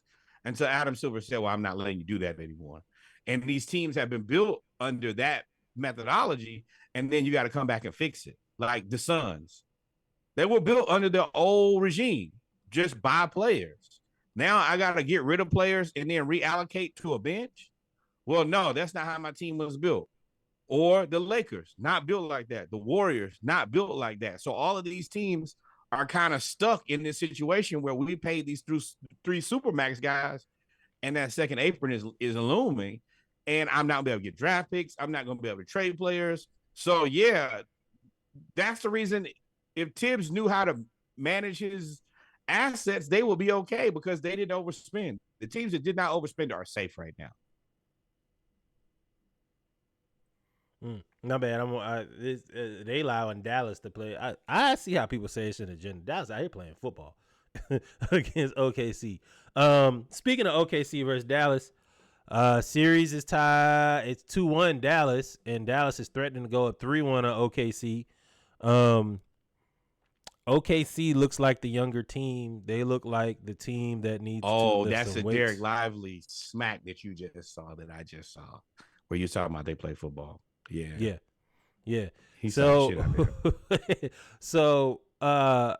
it looks like OKC, they're the youngest number 1 seed. They are media darlings, i.e. SGA and Chet. SGA was a peanut MVP butter jelly finalist. Time, peanut butter jelly time, peanut butter jelly time, peanut butter jelly, peanut butter jelly. Why my man dressed in Jif, bro? I don't know. I don't know, man. You have wait, hold on. Number 1, SGA, dressed in Jif creamy, all leather. Chet Holmgren, consistently looking like he just finished the pack. At any point where you see Chet Holmgren, he like, oh, I just finished. But comfy. Jordan 3's on, jorts, button up, high as gas. You can tell. In Oklahoma, I don't know, man. But so you have him out there. Have you not seen the photos of him with it baked at all times? So they do look funny. I didn't realize they in Oklahoma or Dallas. Either way, it's springtime in the Southwest, and you in all leather. But bro, you're getting out of a car. You're getting out of a luxury vehicle and walking into the arena to take these clothes off. Put a jersey and shorts on. No matter what fit on. I put a fur coat on for the 100 yards I'm finna walk. Dallas looks like they about to get the Thunder up out of there. They're up by 11 now. I told y'all if the Thunder go down 2-1, Luka will smell blood in the water. And Kyrie's playing basketball like a responsible human, and Luka's making all the tough shots, and everybody else knows their role. It's looking tough for and somewhere Kevin Durant Thunder is trying to choke himself. Told y'all Kevin Durant might force that trade, or I mean, they're not gonna do it. Kevin Durant to the Miami. They don't have nothing to give him. Tyler Hero? They're not. You would do Bradley Beal, Devin. If I'm Devin Booker, y'all trade Kevin Durant to the Heat. You trade me to New York. I'm out. I'm not staying there with Bradley Beal and Tyler Hero. Y'all out y'all damn mind. Hell no, absolutely not. And the Heat don't have no good picks. No. I mean, I'm gonna ask you a question. If why are you Devin Booker? Why are you sticking around any much longer? If y'all don't get rid of Bradley Beal and find me a whole basketball team, then I'm out of here anyway. If you don't reallocate them $150 million to somebody else, ooh, he gotta go. Bradley Beal and Darius Garland, big thieving. Steven. Man. He's stealing your money. So who you got? Who you think the Mavs gonna pull this out against OKC? It would be disappointing for OKC. It'd be great for the Hawks because they're gonna have to make changes. They're gonna have to do something, and the Hawks have all the currency right now with this pick plus Trae plus all these other role players that are grown ups around. I could see them bargaining something. You never know what can happen. So ironically, you kind of want the Mavs to beat the Thunder and round that out to the Hawks so that you can make the Thunder trade with somebody because they're gonna make a trade. They get put out in the second round 4-1. Josh getting on. Oh, you can't come to Atlanta, Josh. You need to go to Utah. That's where that stuff is cool. He'll be uniquely. He will be a very good basketball player in Utah. You would because you look boo boo. He shot 3 air balls in the first half. I'm watching. He shot 3 and from all places, the 3, the foul line, and the layup. Shot all 3 air balls. I was like, oh, y'all gonna get beat. And I mean, yeah. But you probably want to say that'd be a good place for your boy to show up too. Shed at the 5, JC at the 4, Drake in the crowd. Jalen Williams, huh? Drake in the crowd sitting next to Karl Malone. Oh my God! Hey, I don't even want to put you in that, JC. Respect to you, Woo, JC. Get out of there. Come on back home, bro. Get out. Step by step. That's a whole nother thing. He will fit with all. He talk about that on Saturday, but he fits with all of him and Alexander Sarr. Oh man, Jalen at the 3. Let's talk about the series of the game. This is the best series of the playoffs to me. Timberwolves versus the Nuggets. And when we say Timberwolves versus Nuggets, this is what we mean. We mean exactly what this picture is if you're enjoying the video experience. If it's audio experience, it's Anthony Edwards after he has scored 30-something points and they beat Denver by 30 in game 2. And he's flexing on the crowd, and in the crowd there is nobody that looks like him looking back. Like nobody. Funny story. There is that one man up a little bit to the left, maybe, but he's beige and ambiguous. But if you look down right where Anthony Edwards' shoulder is, you see a man in a blue sweater. Tell me that's not Pat Sajak. Every time I see this picture, I'm like, yeah, that's Pat Sajak from Wheel of Fortune. I don't think it is, but you can't tell me otherwise. He looked like he's about 3 generations removed from a big house. That's what he looked like. But y'all, once again, like, follow, subscribe. Reggie's gonna do his best to ruin this podcast before we really get to where we want to and can retire. But that's fine. That's all right. Say what you want to. I don't care. I told you this year's different. We're gonna do what the fuck we want to and say what we want to. So yeah. But I will say nobody wants to talk about it. You're tired of comparing him to Jordan. You're tired of comparing his talent to Jordan. Everybody's tired of comparing. He doesn't really want to hear it, or he's saying he doesn't want to hear it, which is fine. If you look at the parallels of these two players, Jordan, when they made the playoffs with Jordan, it was him and everybody else versus the Celtics, or him and everybody else versus the Pistons. And what does this look like to me? Let's Can you read me I know you got that box score pulled up. Can you tell me what he shot last night? Tell me what he shot last night. Anthony Edwards was 16 of 25, 44 points, 5 rebounds, 5 assists. Let's do all stats. 2 steals, 1 block, only 3 turnovers. He was a +5 in the game. And he was really just a +5 because Aaron Gordon had the game of his life against them. And Joker had like 37, 7 and 7. Aaron Gordon had the game of his life. Anthony Edwards missed 11 shots, and through the majority of the game, he missed 8 shots. He missed 9 shots. And what's so sad about this, and I'm gonna go here before we go, is you had the defensive player of the year and Rudy Gobert, the social justice champion. The Timberwolves are set up as the next darling of the NBA. They got a young team. You still have old vets in terms of Mike Conley, teammate of the year, 6th man of the year, Naz Reid. Let me tell you something. And then you have Karl Anthony Towns, who's supposed to be the biggest mismatch in basketball right now because he's a 4. He's supposed to be Tim Duncan. Let's call it a buck. This is supposed to be David Robinson and Tim Duncan. He's 7'1" playing the 4. He's supposed to be unstoppable. Karl Anthony Towns was 5 of 18 in this game for 13 points, 12 rebounds, and he was 1 of 4. And I appreciate Anthony Edwards because his game before he said it was my fault. I didn't come out with the right intensity. I'll fix it. He immediately came out the very next game with the right intensity. He missed 9 shots for the entire game. He never stopped moving. He never stopped scoring. If you can, like, watch a game and just watch a person, like, consistently and persistently score effectively. Like 44 points on 25 shots is nuts. And if you don't think it's nuts, watch the Hawks game and watch Trae shoot. Yeah. So now I will say in this series, it should not be 2-2 because Jamal Murray should not have played game 3.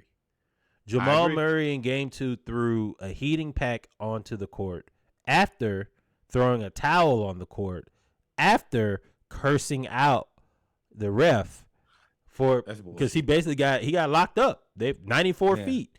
Malone, the NBA, you can tell when the NBA is milking for views because there's no Malone should have got ejected the way that he ran up on the refs, and Jamal Murray throwing stuff out there and only got $100,000 fine. Now, I don't like this comparison with Patrick Beverly because he threw the ball at the fan, and you're gonna get 4 games. At 4 games, you're lucky you only got 4 games for that because they have no tolerance interactions with fans. Yeah, but fans do not play. You threw it onto the court and almost hurt the entertainment.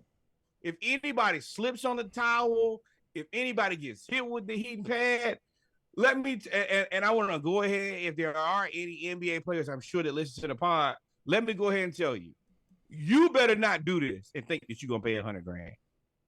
Because anybody else is getting suspended. Probably 3 or 4 games, honestly. I don't know how you didn't get suspended. And I'm going to tell you, now, if I'm LeBron, I got $100,000 to spend. I'll be a acting if I'm LeBron, I already don't get nothing. He don't get fouls. He don't get nothing.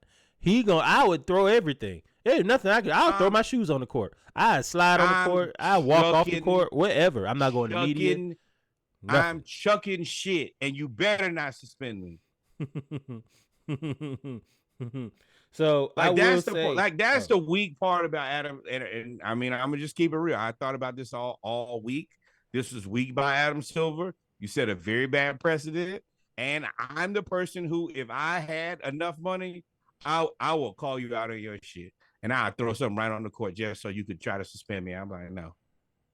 No, because that's interesting, but the NBA and leadership won't say it's a precedent. They'll say it's a start.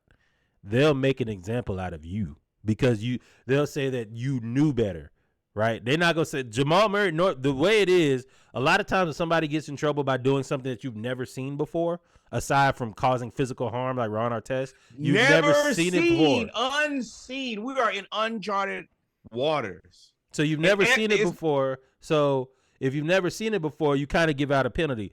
If you know better, think about it. When you was a kid, you got in trouble. If you told the truth, you kind of just was like, you got reprimanded. You may have got a whooping, but it wasn't as bad. If you do the same thing again after they told you not to do it. You've been a parent for too long already talking about it wasn't as bad. You think that my parents had a level of ass whooping? It's either whoop or no whoop. But the whoop is an ass whooping. It ain't like, oh, no, I ain't gonna really whoop them. No, I got destroyed. Depends on what you do. But I will say, like you can't go out there if you know you're gonna get suspended for fighting, or somebody got suspended fighting before you. You can't go out there and do it again because they're gonna make an example of you. It's gonna get harsher and harsher every time. So you can't now. I guess unless you're LeBron. LeBron don't matter. He's wild card. He's Joker. He's at the end of the day. Well, the message that I'm truly trying to get across is, Adam Silver, this is way too weak of a punishment. This is disappointing. You knew that this wasn't right, and instead of doing the right thing, you did the easy thing. Yep. This is what it is. I mean, but you know what it is? They're trying to, like I said, this is all about views. I mean, you've got Reggie Miller saying he's even a bigger fan of Ant Edwards after game 4, when he was Ant Edwards was still talking trash. And there was an interesting thing that he said to Jamal Murray that he talked about in No. press conference. This is after game 3 when he said, no, this one is my fault. And that was kind of my thought process when they lost game 4 is that he owned up to game 3. It was my fault. My job is to come in and set the temperature for this team. And I didn't do that tonight. Game 4, he did that. So yeah, he'll have to learn. He looks, like I said, with the comparisons to Jordan, he's going to have to learn how to get his teammates involved. Now, I mean, there's only so much you can do when somebody goes 5'18". So Karl Anthony Towns. This is where Karl Anthony Towns should have owned up and said, hey, this was mine. Anthony Edwards took the last one, and I knew that Anthony Edwards wasn't going to take the loss on this one because it wasn't his fault. Yeah, I go 44. He said, I like talking trash. Yeah. He said, we like that stuff. And then he said, well, I do. Yeah. That little, well, I do instead of we tells me that listen, Karl Anthony there's a Towns, disconnect there. You on thin ice. And let me tell you, there's a place that we can send you.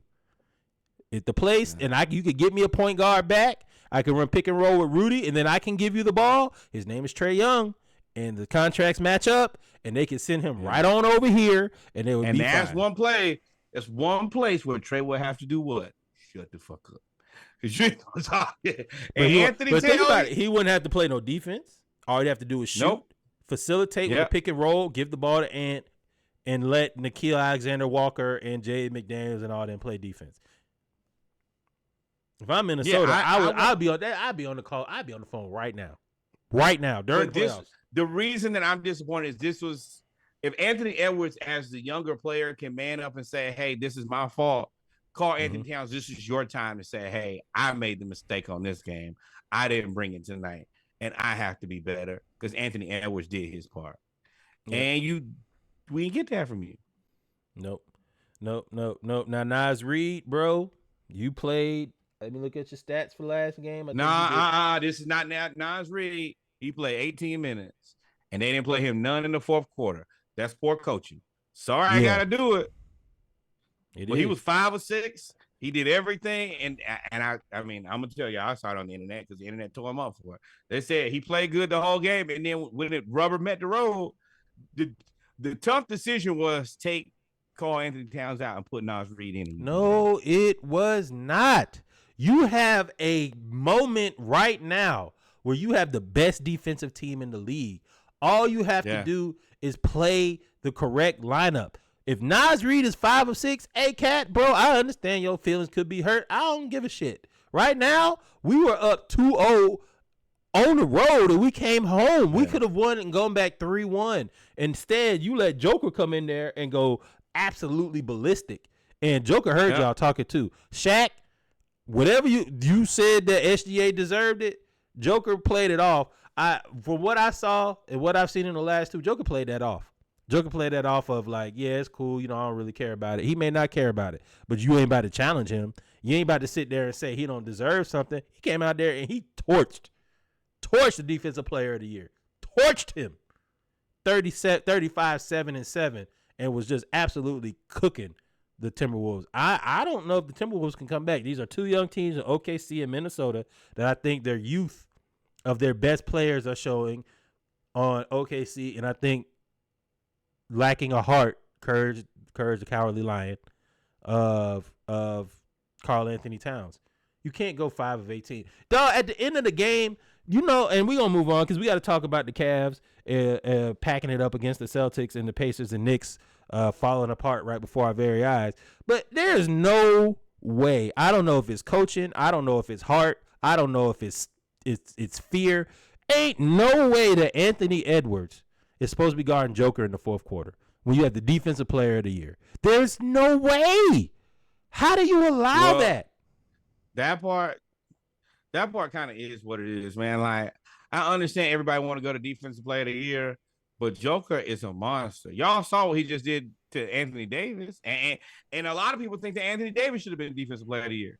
He had Anthony Davis in a damn blender, and I saw it. I'm talking about, and I'm not talking about no cheap Target blender. I'm not talking about no cheap Walmart blender, not a Hampton Bay. I'm talking about a Ninja blender, and it was just nothing Anthony Davis could do but watch. And that don't discount him playing his ass off all season, but you just there's nothing you can do when he really get into that. I'll never say he's as good as Shaq because I don't think he will be. But his ability to counter and counter again is he. If you look at him and look at Hakeem, offensively, he's very close. Yeah, he's just that footwork defensively. He's not what he is, but he also realizes his mass. He's 265, 270. Like, he's not that much smaller than Joel Embiid. Joel Embiid is a big person, and Joel Embiid just looks bigger because he's 265, dog. He ain't no small person. And at the end when I saw him back Anthony Davis down when the Lakers got a little bit too close, and he get the ball, just walk him down there, and it wouldn't even do that against when he played the Lakers, and they it was no pump fake nothing. Anthony Davis guarded him, and he put his shoulder in his chest and walked him all the way down to the end of and laid the ball up every single time. I was like, bro, ain't nothing you can do. I don't know if one-on-one there's you got like the way the rules are shaped towards the offensive player can't impede their progress. I don't know. Yeah. I don't know if there's a soul that can stop him when he's truly committed, motivated, because you know what Shaq said pissed him off. And in his bag at the same time, at that point, he's different, but he's like Shaq. It's unstoppable. I don't care. You put a bunch of elite defenders. David Robinson was an elite defender. Shaq dunked it on his head. And that's before the rules changed. It's just certain people who sometimes you be like, you know what? What do I always say, Reggie? Call God. That's the only thing you can do. Yeah, so we're going to see, man. It looks like right now, unless the game turns around, we're in the third quarter. OKC is down 12 to Dallas. It's the rules. You bring it up. The rules are so frustrating. It's frustrating to watch Luka at times because he could be and is so dominant, but boy, he be flopping. Boy, like he's very and it's calculated flopping. Like, okay, I'm going to go here. I know that he's going to try to cut me off. So when he meets me there, I'm going to dive into the crowd to make the ref call the foul. It's like, come on, dog. Like, it's hard to watch a lot of this basketball when they do that. LeBron do it too. Oh, big old LeBron be grabbing his arm. Like, all of that crap, dog. It's hard the to up watch and under scoop grab move. It drives me nuts. Luka does that all the time. As a defender, you're like that's you're literally standing like this, and there's nothing that you can do. Only thing I can do, that means you can dribble wherever you want to. You can set me like as an offensive player, you can set me up to kind of manipulate me to do whatever, because all I can do is put my hands here. Because if I put my hands as a good defender, if I'm in a defensive stance and I actually try to make a play on the ball, you're just going to up and under and lock my arm. And you know who does that? You know who does that a lot too? It's the pump fake and then kind of like go up under somebody's arm like this. Jimmy Butler. It's the two scoops. Oh, yeah, it's the scoop. I hate Jimmy, and he did that move all the way to the finals 2 years in a row. And I was like, bro, I watched it. I was like, there's nothing you can do. Dude was literally standing like this. When it comes to that, Adam Silver is gonna have to figure that out. But Luka, because I understand, like, you don't like as an offensive player, like, okay, all right, no touching. That's one thing. Because Jordan and the rest of them, they were manipulating guys. But you've now gotten to a point where as a defender, I can't even really play good defense. What do they tell you? All right, well, get into a defensive stance, hands out side by side, and stay out of the cookie jar, but press the guy with the ball. You can't do that because all he's gonna do is scoop your arm. And it's like, bro, that's defense. You can't take defense out of the game in the half. Yeah. Unless you're Darius Garland. Hey, you might need to do some of them flopping moves. Darius Garland, and he's on a 5-year, $193 million contract. and he's averaged 14 and 5, and he's a negative 59 on 45% shooting against the Celtics. Now I will say it is in the playoffs. Now I will say he is playing against the Celtics, and he is the smallest guard out there. But it's even more damning when Donovan Mitchell is performing the way that he is.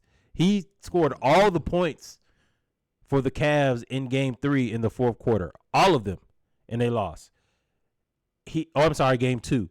Like Game 3 they played, and when you're doing that, Evan Mobley is actually showing up. Don't make deals with Danny Ainge, because you want to know who the guy who you should have kept?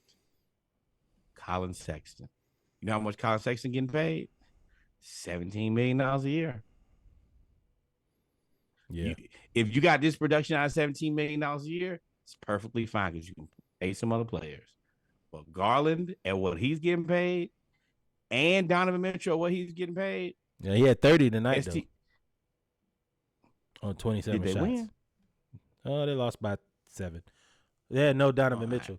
Now he did have 27 shots. Now there was also this game. Donovan Mitchell did not play Game 4. It was a spirited effort, but I mean Boston's too good. Drew Holiday has woken. He is awake. He has awoken. Man, allegedly. It's now, still I will 4.5 say, players. This they're a sham too. The Celtics are a sham. There was some conversations that we had a couple years ago, about 18 months ago, where you were comparing Darius Garland to Trae.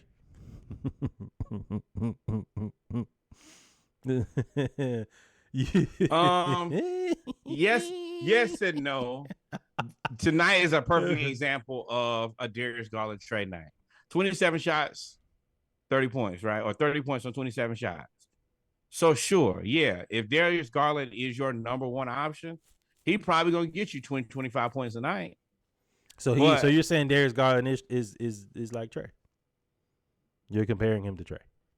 I just want to see you double down on that. Yes, and no. Let me clarify that. Darius Garland is the second option on the Cleveland Cavaliers. We can agree to that, right? Yeah, sure, yeah. Donovan Mitchell is their number one option, right? Mm-hmm. I think that if you make Darius Garland the number one option, he's going to score probably 25 points a game. Now, I also think that he's not going to play a ton of defense.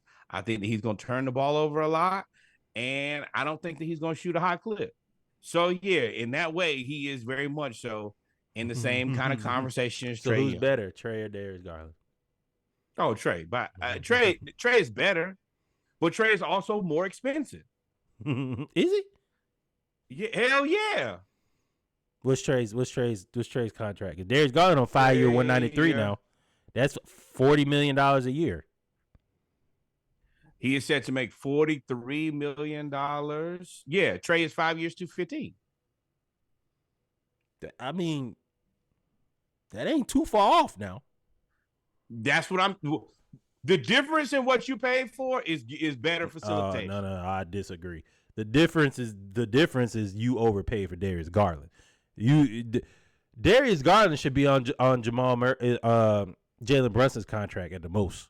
To me, I agree. I do agree with that. He should be on a Colin Sexton contract. That's what he's about at. But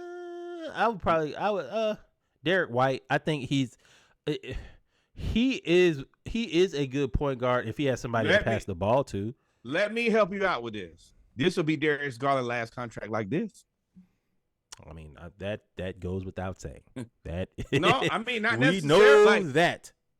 Not necessarily, because he's probably going to be the guy who sticks around. And he's still young enough to get probably maxed again. Like, he could get maxed again, but he's probably a $30 million player in real life. After next year, I could see somebody trading for him and putting him. He's a point guard that somebody needs. He's a point guard that can facilitate. I don't understand what he does dribbling it outside of the paint, but Darius Garland, he needs to show up. And this is also a bad matchup for him because you either got Drew Holiday or Derek White on you, 6'7" or a Bulldog or Jaylen Brown. I don't want to hear that. I do. At what you're getting paid, shut up and dribble. At that cost, bro, you have to perform. That boy said, Nobody. That boy said, MAGA, you getting paid that much money, bro? You know how you, Reggie. Make basketball One thing that again. I think that you know by now about me is if you get paid a lot of money, that's where the expectation should lie. And if you're not getting it done, like Darius Garland, you're just stealing. You're stealing a ton of money. You're stealing enough money that the next contract, you should probably take a team-friendly deal. You are the guard version of Tobias Harris. Like, you are out there looking boo-boo. Yeah, because you don't look nowhere near like an all-star. That boy got one off. Talk about maximizing your time. He got that one all-star and then signed that contract extension the next year. But that also is a product of Adam Silver, because before you could have just paid another, like, all right, well, we just keep paying money. As long as we're good, the Cavs in any other world just pay somebody else more. They pay for another wing and then they don't suck. But when I can't pay for that second wing because of the second or Karis LeVert, like those, if you're a $15 to $25 million player, the league just said, I love you.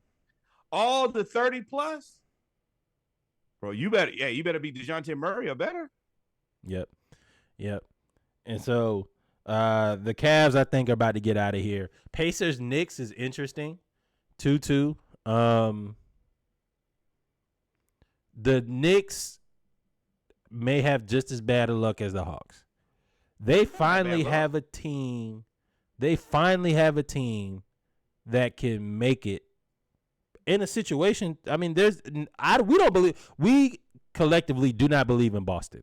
We don't believe in Boston. So not at all. If the Knicks were to stay healthy, they had a legit chance of winning the East because Boston is soft in the paint. They played 7 players yesterday.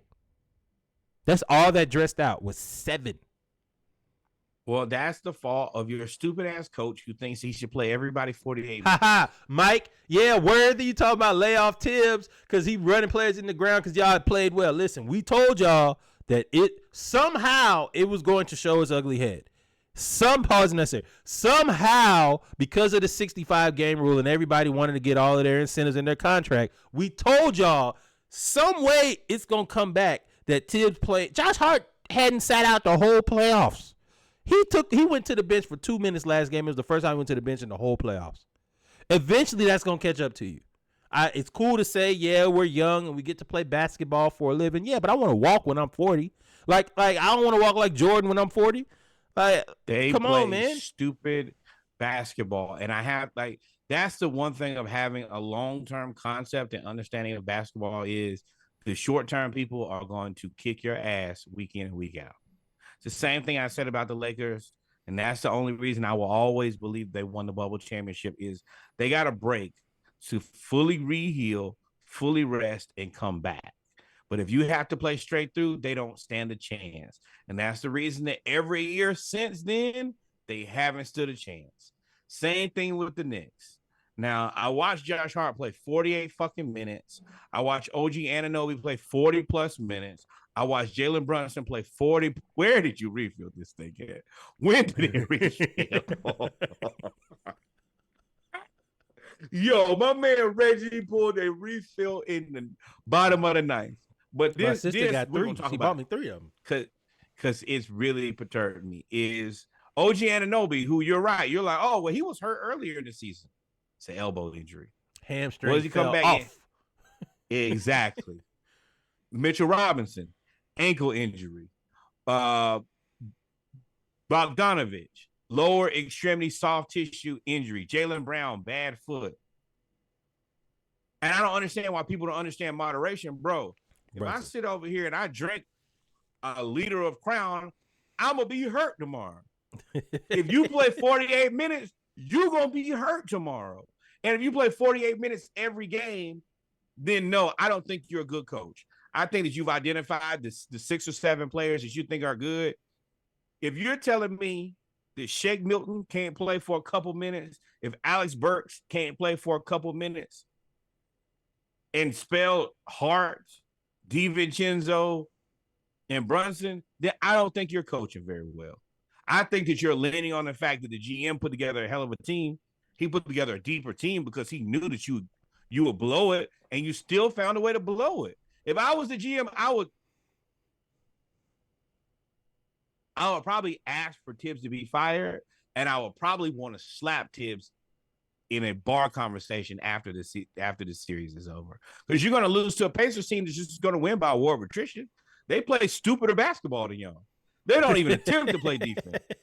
They don't, and they're hurt. They're hurt too. I mean, this has lived up in a different way of a Knicks Pacers series. It's very physical. It's fast. There is defense being played.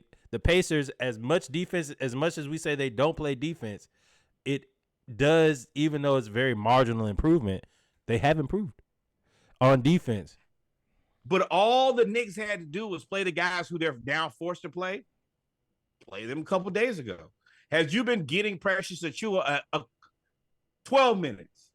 I honestly think that Precious Achiuwa could probably play 20 minutes, but should have been playing 20 minutes between the 4 and the 5 when you knew that Mitchell Robinson wasn't 100%.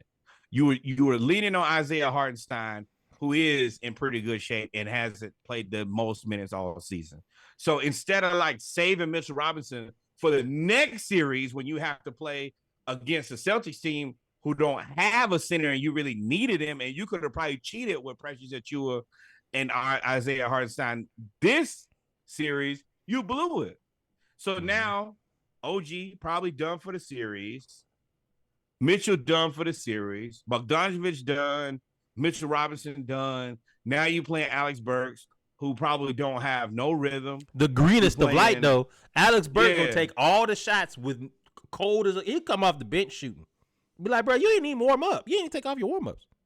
Cold as a fucking frozen fish stick. But willing to shoot it. Yeah, like, bro. But I continue to have this conversation with other Knicks fans, and it's like, it's your coach. Yeah. He doesn't understand the basics of a rotation. He won't play 6-man basketball. Like, what are you coaching these other 7 guys for then? Leave them at home.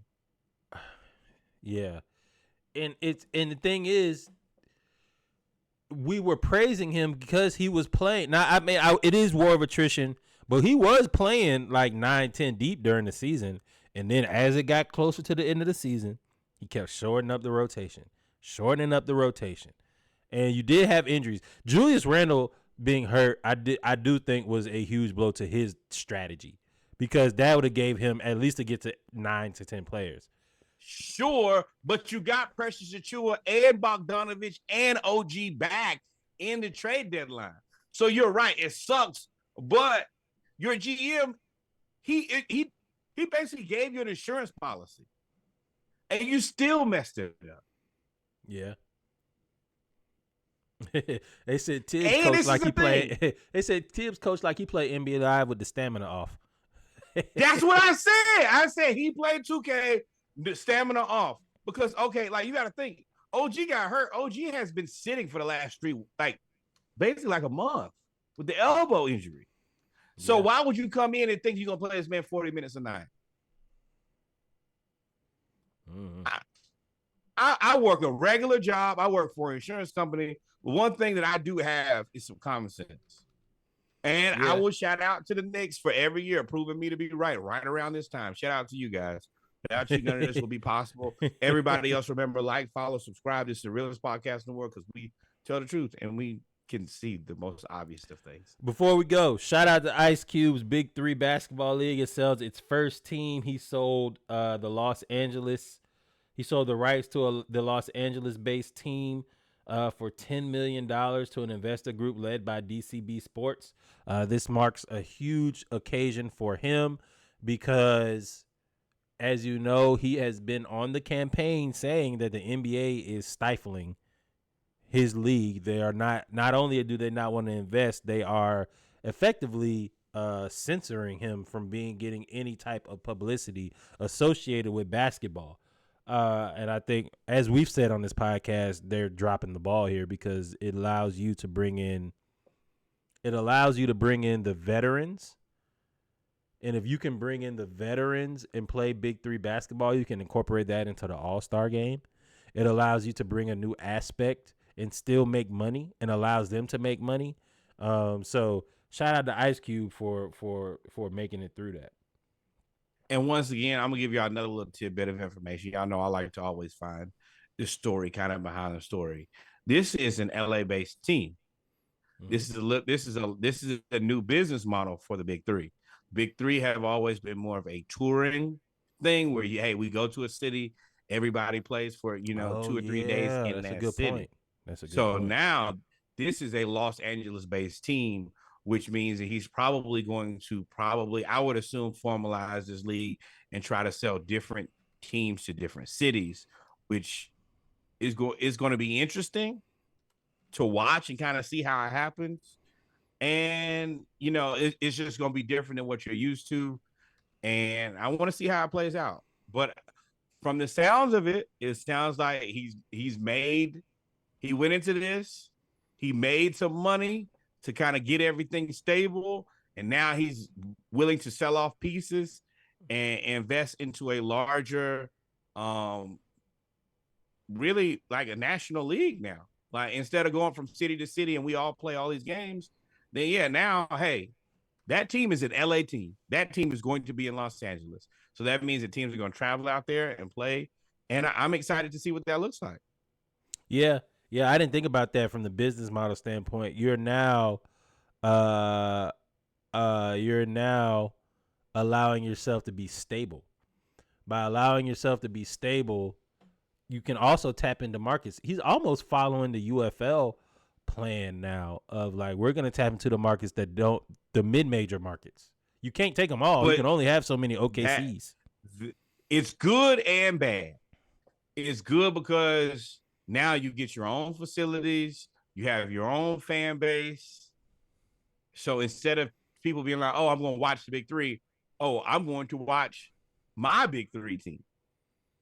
But now you have team owners. And instead of paying for one venue for 3 days, that team has to have its own venue now during the season. Yeah, you have more bills, yeah. more overhead, more expenses. Before we move on, but I'm excited, man. He seems to know what he's doing, but I wanted y'all to definitely think about that. I believe in him. I believe in Ice Cube. He ain't really failed that much. Before we go to football, question. Austin Rivers, I got to bring it up. Austin Rivers said he could take 30 NBA players right now and drop them into the NFL. 1. 2, do you think it's easier? Do you think it would be easier for basketball players to play football and assimilate in playing football right now? Let me help everybody out here. He said that there is a handful of players. I went back and listened at everything that he said. He got into it with James Jones. He's right. He put a number on there. He said 30. No. I watched him talk to Pat McAfee, I think today. I do think that there are a handful of players from the NBA who could play in the NFL. I also want to be very clear. There are a bunch of guys who have played basketball before. Some have never played football before and then had Hall of Fame NFL careers. That's a one-way street. You don't know any basketball players who say, you know what? I'm gonna play football and have a Hall of Fame career. The best guy is Charlie Ward, and he didn't play any professional football. He only played professional basketball. Well, to me, we always talk about the evolution of basketball. We always talk about the evolution of sports, and basketball will always lead the evolution of sports when it comes to the player. Because of the skill that's associated with this, because of the skill that's associated with basketball, they're going to always lead the evolution of the sport because, for example, Victor Wembanyama is 7'6" or 7'5" or 7'4", whatever he is. Yeah. In his evolution, he's basically Rudy Gobert with a handle. Now he can handle, he can shoot, he can do whatever. Well, now when you're 7'5" playing the 3, all of a sudden the 6'5" power forward no longer exists. So now the 6'5" power forward goes and plays football. He's now a tight end Jimmy Graham or Antonio Gates or whatever, or he's a defensive end, Julius Peppers, right? So it's easier for them to go play football. I mean, Jalen Suggs, for example, is a mediocre basketball player for all intents and purposes. He was the number one football player in the nation. He was the number one quarterback coming out of high school. They were saying you need to play football. So I will say it's easier. Could you imagine Russell Westbrook in his prime decide, I don't go play free safety. 6'4", 205 pounds, playing, or 195 pounds playing free safety, or tight end. I mean, not tight end, or running back. Now I will say, because there's an evolution of sport, you'll always be able to safety or corner, or maybe an outside backer. But the thing about it is, there's a mathematical point that people are not taking into account. There are 400 jobs in basketball at any point in the whole entire world. In the world, you're adding the world players. There are 1,000 jobs every year playing basketball. I think they said in the entirety of NBA basketball, maybe 10. I think they said somewhere about 1,200 guys, 12,000 guys have ever played basketball. Ever. Sneaky, who's SG? When you say Suggs would not be a better QB than SG, I don't know who SG is. Yeah, but I'm gonna let you know Jalen Suggs was the number one quarterback coming out of high school. And once again, Paul's available. He was throwing ropes. He's a guy. I mean, let's be real here, man. Unfortunately, we're Hawks fans. We've seen a bunch of shitty players be on teams. Mm-hmm. And if I can watch Marcus Mariota, I can watch Jalen Suggs. Jalen Suggs would be a much better quarterback than shooting guard. Yeah, but you don't make as much money. Now I will say you don't want to discount the toughness and everything, but I think talent and skill wise, it's easier for a basketball player to assimilate to football. I think you got like 10 good basketball players. I don't know through the whole Anthony Edwards, yes. Russell Westbrook, yes. I'm telling y'all, even though y'all don't like it, Ben Simmons, who played Australian rules football growing up, yes.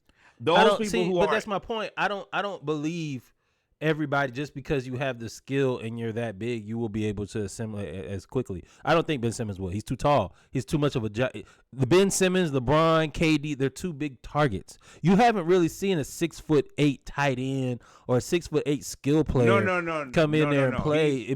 He'd have to be a defensive end, and even with that, he'd be Calais Campbell, which is not bad. But it would. I don't know if you have he would be a lineman, and I don't know if Ben Simmons is a lineman. You have to have mentality to hit somebody every play. I'm telling you, the Australian rules football is the only reason that I know that he's okay. Outside of that, you're probably all right. But if you can play Australian rules football, you can play American football because they don't play with pads. Yeah, but at the same point, that's where he don't have to be good. He just got to be on the roster.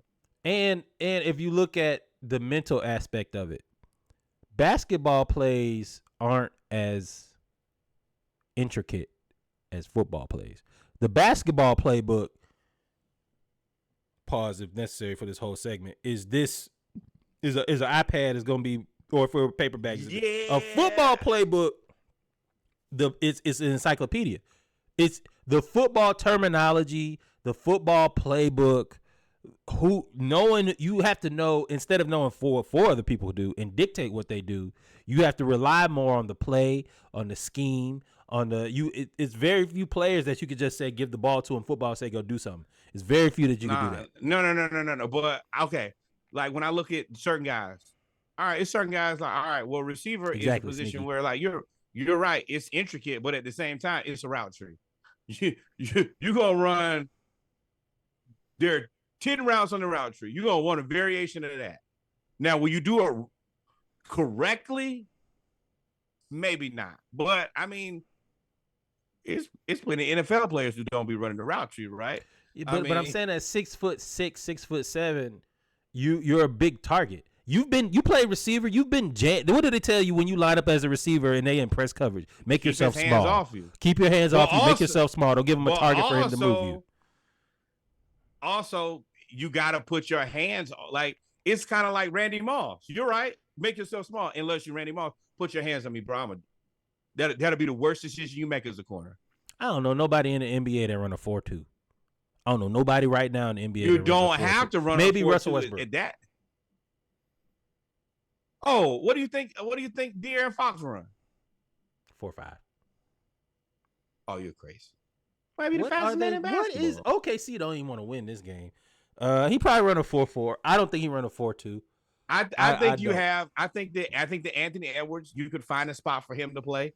On now, these guys are not going to play in the most technical positions. They're not playing quarterback. And Edwards would be a quarterback. He was already said he was a quarterback.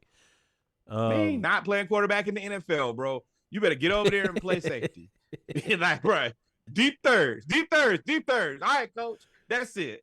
Now, no, like, I'm not asking anybody to be a high level player at this because no, that's not your chosen profession.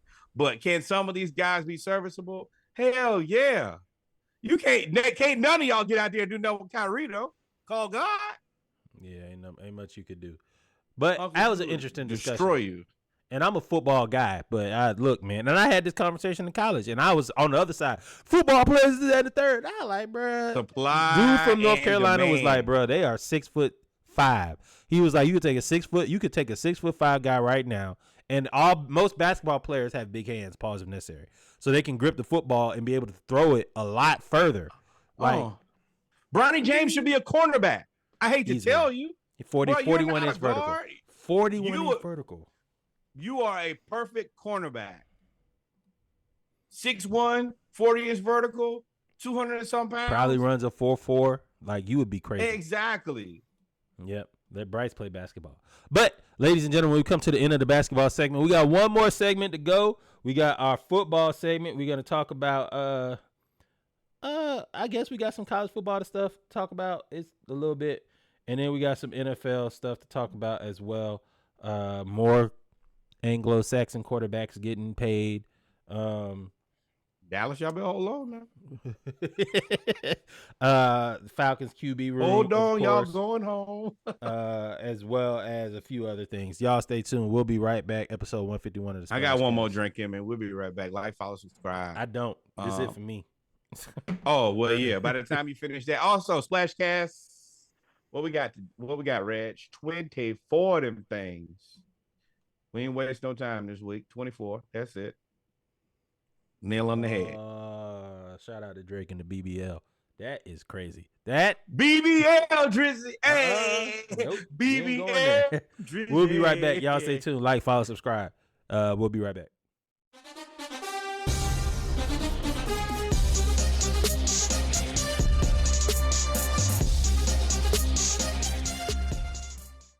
And we're back, ladies and gentlemen, with our final segment of episode 151 of the SplashCast, Monday Night Raw. Our football segment got a few things we're going to talk about today, man. NCAA football, college, pro football as well. You know we got to talk about the Falcons. But before we get there, let's talk about, you can always do what? Like, follow, subscribe. Absolutely. Tell somebody about the podcast, support it, send some money to the Cash App, share it on your Instagram, like it, tell somebody else about the SplashCast playlist. I see y'all steal my music all the time. Y'all steal my music, put it on your Instagram and won't tag me. You're filthy. You're filthy. Yeah, man. I will say, driving back this weekend, you can throw on that SplashCast master playlist in between your podcasts, or you could throw on that episode because it's a solid 1.5 to 2 hours. It'll get you where you need to go. I do not miss. I challenge myself. I'll wait a couple weeks, go back and listen to an old playlist. I don't be missing, yo. I'm a just playing curator of vibes. Yeah, I will say it's tough, man. We starting to get the same taste in music. Like for the most part when it comes to this new music. That new Meg. Whew. Meg, when you say what you want about Meg, she be rapping. Woo, and Kendrick has got us back to rapping. We talking about rap now. We ain't talking about that. A small rap break here. I listened to the Gunna. I know that some of y'all like it. If y'all like it, cool. Not me. I do. I did. I said I didn't, but if you listen to that riding, You mean get your little Sure. get your little libation and you riding through Yeah. downtown at about 11, 12, 1, 2 in the morning through Cool. the nightlight with the skyline? That's tough. I, It was tough. I agree. It's background music. You put it on, you can spin it. Good real music. Yeah. Instagram real music. But you know, Drake and Kendrick have brought us into this. Well, I need to hear what you have to say. The most Grammys and a Pulitzer Prize winner. That's kind of hard to cool. But timing is everything. And at this point, I need to hear you be able to say something. And Gunna, outside of the singles that we got months and months and months ago, you're not saying enough to impress me. But the beats, his production. Excuse me, Gunna's production is fire. Had you released this a month ago, maybe 2 months ago, you're gonna be received differently from me.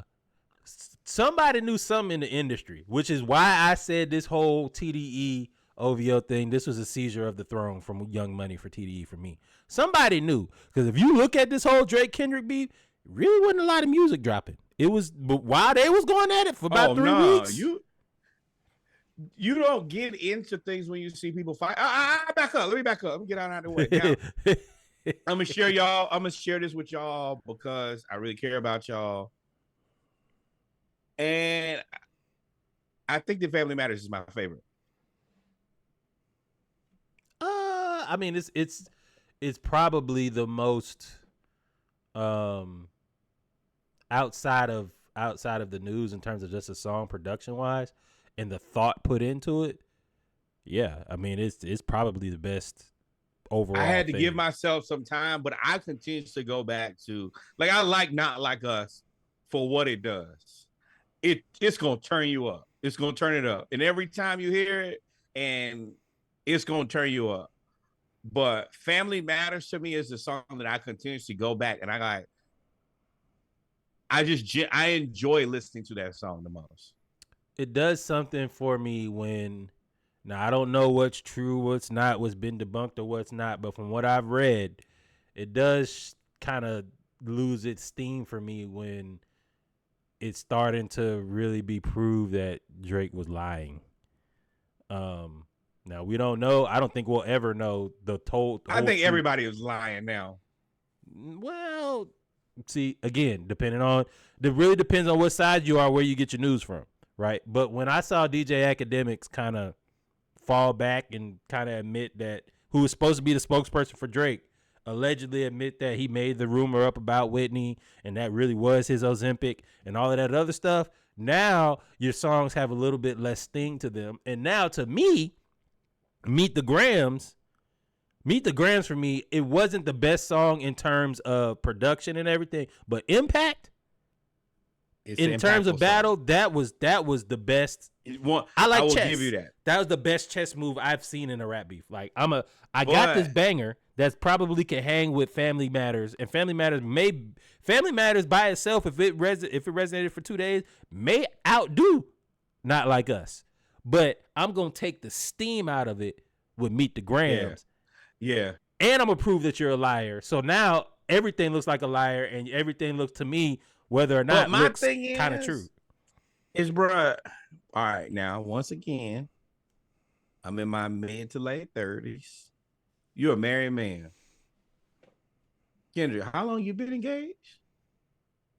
Oh no, I don't get you can't. I know a lot of been people. Engaged a decade, and okay. I speak for myself, and you speak as a married man. If you think you're gonna keep a black woman around for a decade and just be engaged, how you think that relationship going? It depends. You think it's peaceful over there?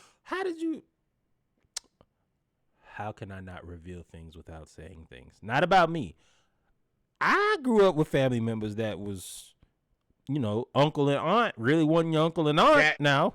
Yeah, they was really boyfriend girlfriend for 20 years. Time. 5 kids. I mean, look, Kevin Pratt. But no shot. We live in a different era now. You know how women like now. Yeah, if and we'll have a discussion about this in the group chat here in a little bit. You know, this going right to the chat. But got our little subreddit now, going. We out there. I like it. Yeah, you know that now. I am not gonna spill no beans. But yeah, if women of my age right now, if they've been engaged, 2 years is a long time. 7 to 10 years is a lifetime. You're forgetting a large factor in this argument now. Him being rich. There's a lot more tolerance when them green bucks is over there now. You're right. But I mean, at this point, they got a couple kids and whatnot. Like, she gonna get her like money. It's common law at this point. So I mean, money and all that stuff. Though it's really just perception. Now you never know. Culturally, there's a cultural aspect of that. We talking about us now. There's the other side of her that sometimes it's the same thing. So you don't know culturally what's going on. I mean, it's so much. But with this whole rap beef, it seems like what Drake has said is starting to be. Let me tell you, I can't be engaged to no woman for 10 years peacefully. I can tell you right now. I'm telling you, say that, but you get $44 million and she cool with it. Like at that point, you say that. I'll say that. You say that now. We don't have the money. You're right. I ain't never had $44 million. I'm probably negotiating from a different place for $44 million. You're right. You know what? Let's stay out of grown folks' business. Thank you for the rap game. Gunna, I just wish you rapped more or better, or you made better hits. After listening to they cheating for Dallas. Future and Metro give me 2 albums and listening to Kendrick and Drake. Oh well, yeah. I mean, come on, man. Look who you comparing, Gunna. Yeah. Well, it ain't been that. It ain't been that many other people to put out music, which is the other problem. Like, you don't have a lot of other people to really. Whole lot of singles. Yeah. Ain't no EPs. No nothing. You hopped out with this 20-song album. Yeah. The only thing I can give you is Not Like Us, and We Don't Like You, and you. For me at this point. And I would say I watched some other rap blogs today. They gave it like a 6 out of 10. I ain't wrong, but I let people vibe. For what? Not Like Us? No. They gave that Gunna a 6 out of 10. Oh yeah, well yeah. Like I said, the Gunna, when you have an album that you have to listen to it in a specific place at a specific time only, you're only gonna get 6 out of 10. Not Like Us, you can play it 3 a.m. You play it 3 p.m. You play it 2 p.m. You do whatever you want. And still Not Like Us. It's a whole different vibe, but. it's kind of crazy. So, but let's get back to football, man. That was our hip hop break. I'm Kendrick biased, so I'm happy that he won the beef. Pause. I'm music biased. No, you're Drake biased. Just so I'm not. Yeah, I cannot be Drake biased. Okay. Yes, you can. That sounds like Drake saying I cannot be a pedophile because I'm rich. That's exactly how that sounds. Boy, fuck you. No, no. It ain't nowhere near the same. Even if I was wrong, his variations are wrong here. Let me tell you. Hey, man. Hey, SEC coaches have a group chat. Hey, man. I put that on here because I feel like. I feel some type of way about that. I ain't gonna lie to you. You posted that in the group, and I was like, first thing, the reason I feel some type of way. I feel some type of way because there's no black coaches in the SEC. So now it looks like the overseers buying the workers. I don't want to say the word. They look like overseers. And if that's the case, but you know they hate each other too. Yeah, they hate each other. I will say now, from a non-racial aspect, I know that group chat is fire. I know Lane Kiffin is out there shooting at everybody, and I know Nick Saban is happy to leave that motherfucker. You know he's still in there though. Cause nobody put him out. Yeah, Kirby. Nah, you got to go. Kirby is my group chat. Nick Saban let himself out before Kirby. Man, Nick Saban will get back to coaching before he let Kirby put him out of anything. And you know Lane Kiffin I'll be honest. Lane Kiffin is me in the group chat. Yep. Lane trolling everybody. Eli Drink was like, "Yo, we coming for you this year." Lane, boy, shut up. You know y'all. Go to hell. I'm not even worried about your team. I'm disrespecting everybody's team except for like the two people who I respect, and I'm not talking to you in the group chat. I'll hit you on the side. I'm not gonna be in that group chat. If I gotta play Georgia, imagine.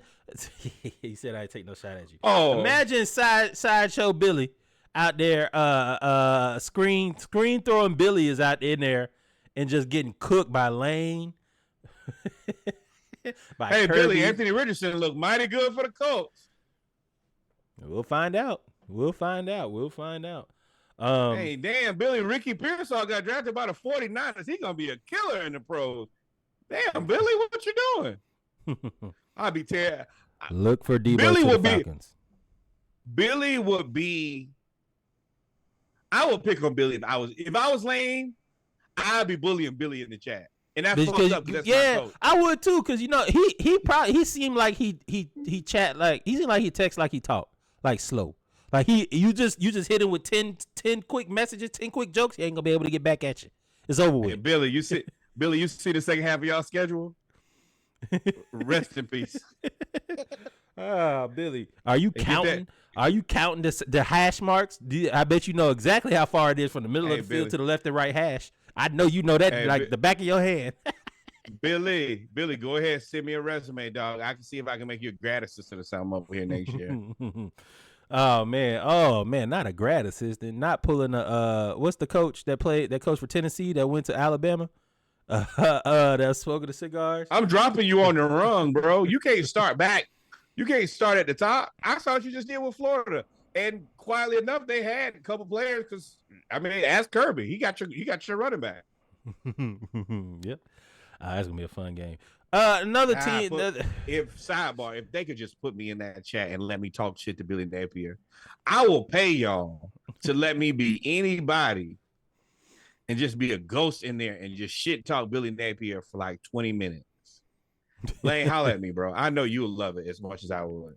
Speaking of underachieving or overachieving when it's too late, the Pac-12 put a college football team in the title game, had the number 1 pick this year, and 6 of the first top 15 players drafted.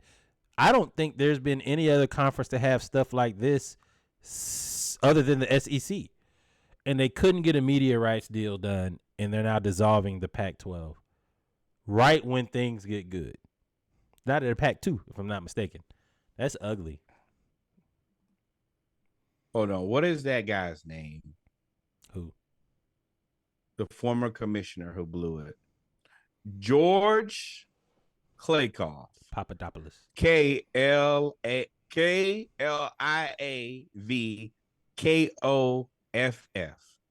He is the guy who's responsible for all of this. He may be the guy who actually is the reason that football conferences don't exist much longer. But I want to be very clear. Instead of making the right decision, he let his entire conference dissolve.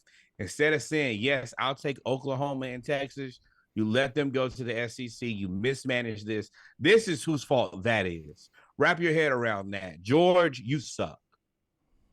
Now, the thing about you is you probably made enough money that you'll probably never have to work another job again. But let me tell you, the last job the money ain't the thing about that. It's the legacy now. Your legacy is terrible. And the thing about it is anybody who has the internet and Google will be able to Google and see who was the last Pac-12 commissioner, and that's you. And you're a clown. Yeah, I mean, this is similar to the Big 8. You remember, pausing that there. The Big 8 in the Southwestern Conference had basically Southwest football in Middle America. That was 80s, 70s, 60s football. Southwest Conference, Middle America, and HBCU. And in California. There was no Colorado. Nobody cared about Colorado or New Mexico State or all that. It was USC. So for you to be able to go from that and still produce and you had the NIL era just now starting up where you could really capitalize off the NIL. You could have went to Amazon. If you'd have just held on for one more year, you could have done rights to Amazon. There's so many avenues that you could have done and you just did not have the foresight to see. It's really, really sad. And now we basically for Pac-12. We're basically about to have the. Now, one thing that's the advantage though, we say college sports needs to be more like the NFL, needs more like professional sports. Well, you about to get it. You about to get AFC, NFC, aka Big Ten, SEC, because the ACC is about to dissolve too quietly as kept. Florida State is trying to get out of there by hook or crook, and if they go, somebody else goes, it's a wrap. There's no point in Miami staying if they can't play Florida State. So now you lose the state of Florida. There will be a resettling. The Pac will come back. I think that logistically, once you really look at this for any amount of time, you'd be like, this really sucks. Trying to travel across the country. I mean, it may work a little bit for football, but for every other sport, it's eventually just not going to be financially reasonable or logical to do. And you're going to end up losing a lot of recruiting, because if I live in California and I want to stay there so my parents can see me play, and then I have to go to Columbus, my parents are like, no, I'm not going to do that. So I'm going to figure out another way around. Depends on the health, because NIL kind of negates that. NIL negates well, you're right. All that stuff about players, family not being it. able to go nowhere. That's over with now. They doing NILs for private jets. Valid point. So it's right. It's interesting. But for me, I mean, it's a lot. I got to see more. I need to see more. But to me, I think that eventually it just doesn't make sense to have California teams consistently going to the Midwest to play football. That's stupid. But this is all stupid because college football did not pay players until it was way too late. So whatever you get is what you got. Good luck and Godspeed. Hey, speaking of ACC.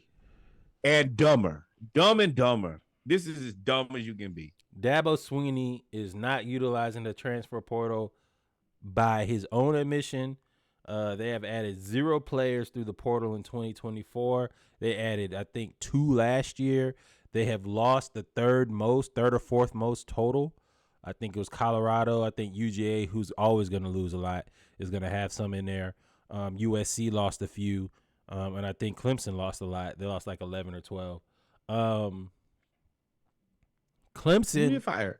You're going to get Dabo fired. Swinney is right. And we keep saying it. All right, now, Dallas. Now, you ought to let these young boys stay around. But Dabo Swinney is stubborn. He's the I hate making stuff racial, y'all. Y'all know I hate making stuff racial, but he's the stubborn old white man. Like, bro, you out there saying you don't want to change. I'm going to do it my way. I'm going to do this. And the ACC is passing you by. You finished 3rd last year, if I'm not mistaken. It ain't but about 4 teams in that whole conference playing football for real. So you and let me tell you something. If Dabo get fired, I don't see him coming back to a Power 5 team. He gonna be in the mid majors or selling insurance or high school or something. No, he's gonna be right over the next PJ Fleck. Or at Liberty. He's gonna be at Liberty. Liberty University. You know what? Why are you playing? That is the rightest of answers. Dabo will love Liberty. Liberty gonna spend that money. And start his political career as a conservative. It's gonna happen. Everything aligns, and then after that, you can be Tommy Tuberville. Yep, Tommy Tuberville, one of the worst human beings on earth right now. Ooh, boy, I wish there was a way that we could get some glasses to see. We could see people for who they really are. I'd hate to say, yeah, I play for Tommy Tuberville, and then he'll go into Congress and is basically being a bigot. Like, that's just. Woo!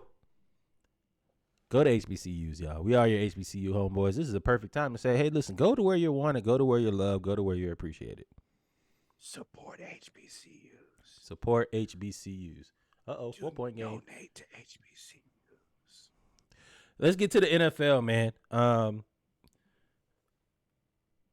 Jared Goff has signed a quarterback extension where he is now the highest paid Detroit Lion in history. That includes Calvin Johnson. That includes Barry Sanders.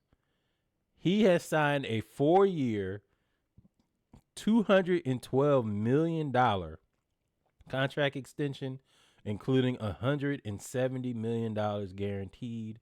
The Lions have awarded $444 million to 3 players, including Jared Goff, Amon-Ra St. Brown, and Penei Sewell, which, if you're going to allocate that much money, you need a quarterback, a left tackle, and a wide receiver. Check. So I can't get mad at him. And also, shout out to Jared Goff, because he was written off as the reason that they lost to the Patriots in the Super Bowl for the Rams, and he's come back, and he's got with the right organization. And they're finally doing right by their players. Unfortunately, our favorite players from that organization with other leadership were not. And he got his deal done. And they paid all the other people too. Shout out to Detroit, man. Y'all starting to run a good organization over there too now. Dan Campbell. I was gonna say I'm not mad with this at all. I think that if you looked at Jared Goff over the last, at this point, let's say 17 plus 6. The last almost year and a half, Jared Goff has been a top 7 quarterback in the NFL consistently. 2-point game. And I think you might be on mute. 2-point game. Oh, yeah. Oh, well, you're ahead of me. But for me, yeah, I think that this was a good decision. I think that he didn't like set the bar. He came in under, well, I guess what you would call reasonable at this point. It's so much money, it's difficult to be paid like less than reasonable. Kirk Cousins. Yeah, but it's a reasonable amount of money. He didn't break the bank. And I think that he's damn good. And he's young. He's in his 20s. There's no, and that's the other part. You could probably get 7 more years out of this guy. That and you got to have a quarterback. And I mean, shout out to Terry Fontenot and what Raheem Morris did, but they're not a bunch of quarterbacks laying around. It's either you got a good one or they suck. That's it. That's where we are when it comes to quarterbacks. Or you got a guy somewhere in the middle who you probably you're going to be less comfortable playing. Like whatever you pay Jared Goff, Trevor Lawrence is going to get paid more money than that, right? No. This is probably what Trevor Lawrence. This is the window of Trevor Lawrence where he's going to get paid. Dead. Trevor Lawrence is a number 1 pick who's going to get on his next contract.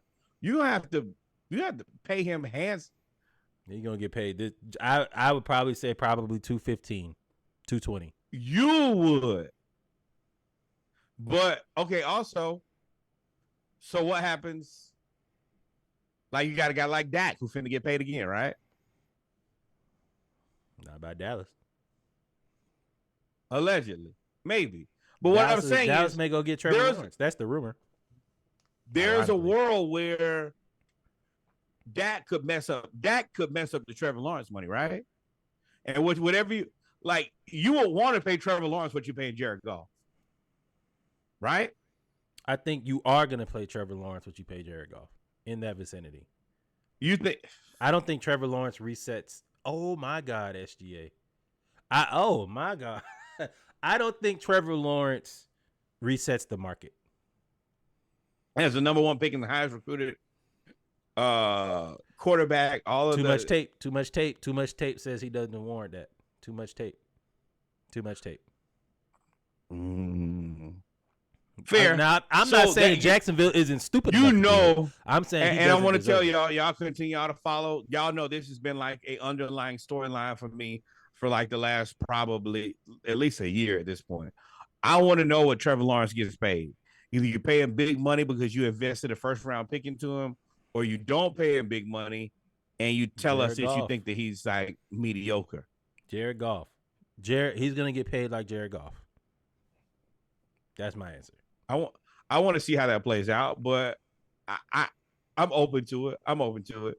But I do think somebody like Dak is a problem for you.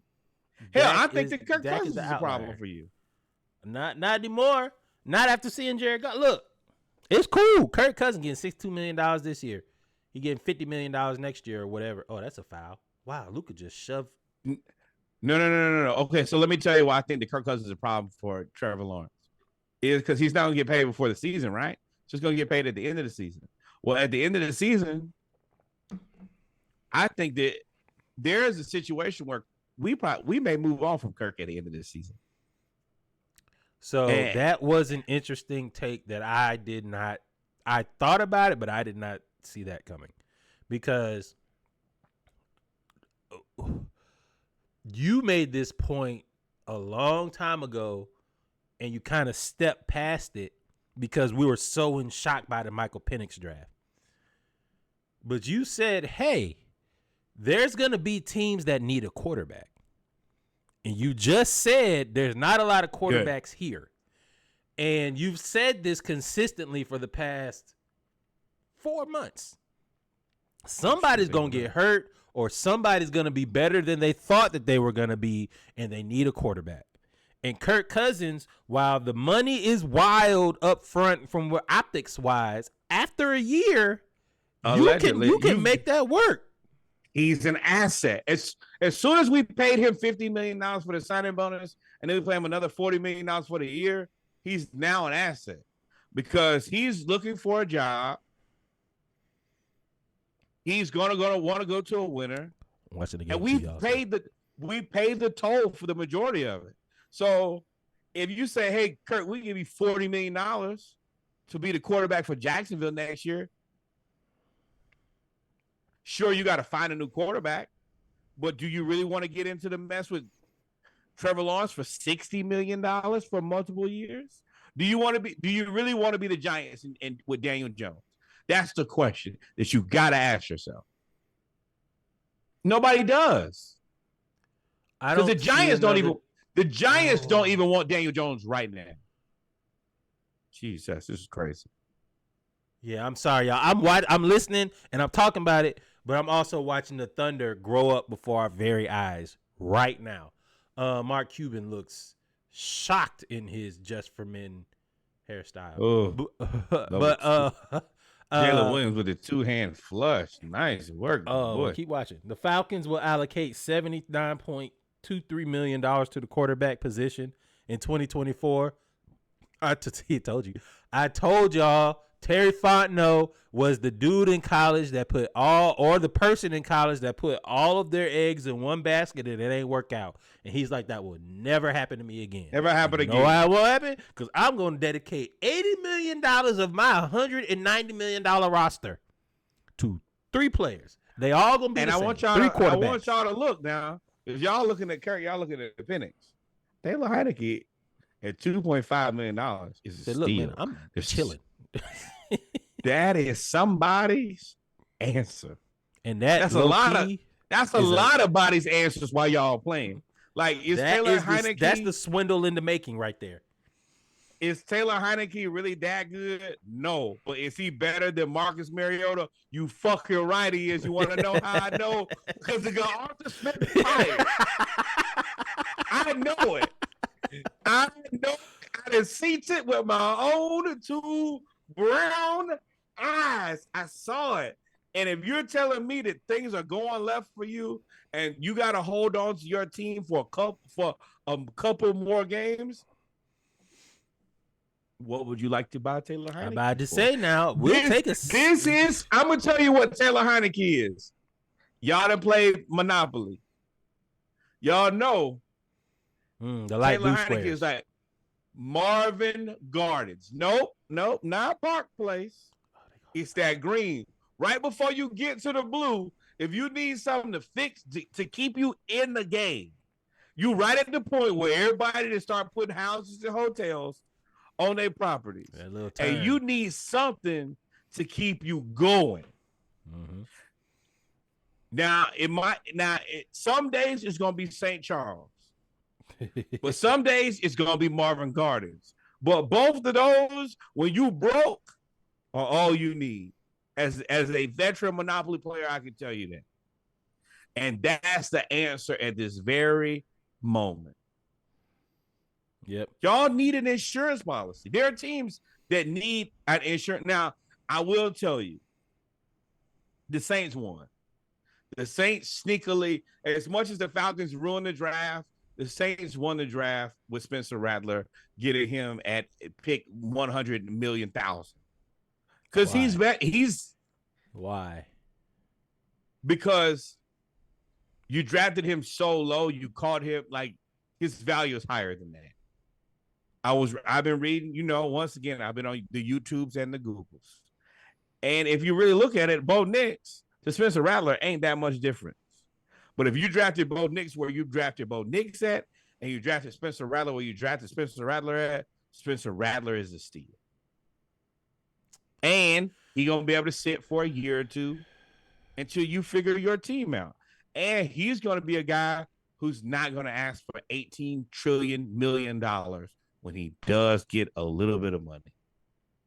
For the Falcons, I wonder, because Penix, of course, the hype machine is real. They're throwing everything up. They're showing everything. But Penix looks good. He has the quarterback build, long arms. I know. But if he does work out, the Raiders, that team, with what they have on that team, would be a good place for Kirk Cousins. They already got Devontae Adams. They've already got a good running back. Antonio Pierce tight ends. Will be trying to do his damnedest to keep his job. So sure, I'll take Kirk Cousins in a pinch, and maybe I have to. Now, we overpaid and had to pay him $50 million. Bam, gave him the cash. I want it back in draft capital. I can get my return on investment because somebody's going to be trying to keep a job for their second year. And when you're trying to keep that job, Yep. Hold on. Yep. I don't know. I Watching the game, y'all. It's 12 seconds. Where are you? 12 seconds left? Yeah, 12.3. I just saw the timeout, so I know I'm probably a couple seconds behind everybody else. Yeah, that's where we are. But that's why I stopped saying something. And I'm only looking at coaches that are doing their best to keep their jobs. And they're going to need an adult quarterback. They're going to need what Kirk Cousins does for us is what he can do for your team. He can stabilize your program. He can get you through a year where if you have the rest of your team, you can probably win your conference, and then you won't get fired, and you can draft the quarterback that you want. What did Terry Fontenot and Raheem Morris do? They doubled down and bought the insurance. They said, I want my quarterback now. So when y'all need him, we can let him go. And let's be real.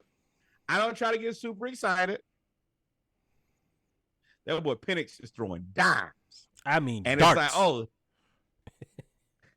and let him sit for a year. He'll have no pressure. All you got to do for the next year is be an intern. Study the playbook. Learn the offense. Just learn the offense. And the other part that I missed, I missed it. Oh. Sorry, go ahead. Did he miss a shot? He got fouled. Oh, we'll see. So that was foul. The thing that he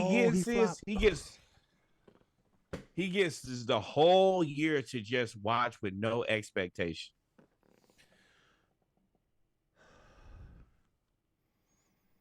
That was a makeup call. He definitely got fouled. Oh, he kicked the shit. No, that's a foul. He kicked the back of his foot. That's a foul. It's a foul. You got me looking at the back of his foot now. Lou Dort accidentally kicks Luka in the back of the foot. That's what it makes him lose it. And that's the foul. He melted him. He melted him to the floor right there. Yep. With the James Harden zone. Yep. So now he's at the line. So I'm not gonna say anything. But Penix is the insurance policy. And worst come to worst, Kirk Cousins has a banging ass season, and you can still sit Penix for another season. It don't matter because you got him for 5 years? Sure. So it's the best case scenario. Everybody is killing the Falcons for their draft. Not anymore. Quarterback. Nobody's killing the Falcons anymore at all because of the way the rest of the draft played out. Nobody's killing them. Everybody's like, makes sense. The Falcons ruined the draft. Like Come on, single-handedly, Hawks. Do the same thing, Hawks. I don't know ruin the it all. last time that I've seen anybody just ruin the draft for the. It's all right, I'm taking my ball and going home now. There's no other answer other than this sucks. Why would you do this? And you got it. Like you got to give Terry Fontenot his credit, like as a mastermind. That's a ballsy move to make. Like, nah, I'm gonna take the last available quarterback. Y'all figure it out. And last available good quarterback. There are no quarterback. Next year, what are you gonna do? Are you telling me that in this season, next year, my answer is Shedeur Sanders or Carson? Now, Beck, Shedeur, you Ewers. need to send Terry Fontenot a fruit basket because he just mentioned your value, but your value comes with way higher expectations. Your expectations Shedeur's gonna go to Dallas. Shedeur's gonna go to Dallas. That's what that.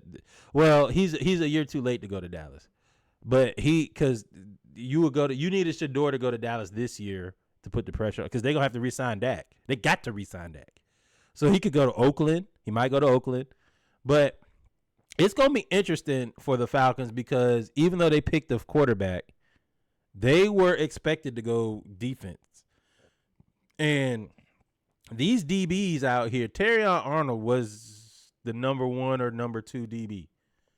So if he's the number 1 or number 2 DB, he has said he's the media darling of Detroit. He has said if my mom missed the free throw? Yes. If my mom was a receiver, I'd jam her into the dirt. Detroit quietly has had one of the better drafts with Terrion Arnold, and then Kamari Lassiter found out. Imagine going to UGA and your biggest rival is Alabama, and you find out that your head coach was one of the best linebackers in Alabama football history. And he didn't know. So that was always fun. I'm kind of speeding through this because I really want to see. You don't have Google, my? No, why? No, they run a tight ship over there at Georgia, bro. You I got jokes, but I can't say them. Because of this, I literally had a speeding joke. Chiefs Rashee Rice, he's a suspect in the alleged assault at a Dallas nightclub earlier this week. I'm not going to go into the details of it. Prayers up for Rashee Rice. This does lend credence to the evaluations from scouts when they kind of start talking about character. A lot of times you assume that people are trying to lie about players to have them drop or rise or whatever in the draft. But sometimes, and a lot of times, some of these scouts are credible. And a lot of things that they said about Rashee Rice are starting to come into what's happening. So, they called a foul. Yes. Okay, I won't say nothing else. So prayers up for Rashee Rice. The Texans, Houston Texans offensive room is kind of scary. I don't know how they play all of these people. I don't know if I'm the Falcons. Kind of. If I'm the Falcons, I may go try to poach John Mechie. Because they got Stephon Diggs, Nico Collins, Tank Dell, Robert Woods, Noah Brown. I don't know, Ben Skowronek, and John Mechie. They got 6 receivers, 5 that could probably start. 4 that could start. They got 7 receivers. 4 that could start immediately. 2 that could probably play. Yep. That's not he was passed the ball. See that unfortunately you were looking to pass instead of shoot and played yourself. Texans. Now this is next year. This is a good problem and a bad Mechie. problem. Diggs as your 1, Nico and Tank as your 2, 3, interchangeable, and then Mechie is my 4. Robert Woods is a cool accoutrement, but honestly, you're older. Noah Brown and Ben Skowronek, y'all are older guys. You guys that I'm not interested in. But also, you got 4.5 good wide receivers. That going into the season, I mean, and Robert Woods, I'm no tight ends. They about to run Ohio State offense. Woods, you're a movable body to me. Great guy in LA and all of the rest of that. But at the end of the day, I want Mechie. I use draft capital on him. He's much younger. Give me Dale, give me Collins, give me Diggs, and let me figure it out. Robert Woods, honestly, I'm looking to move you not soon, but right now. They just signed I'm him. getting They're right not out. gonna move. They literally just signed him this offseason. Robert Woods is the adult in the room.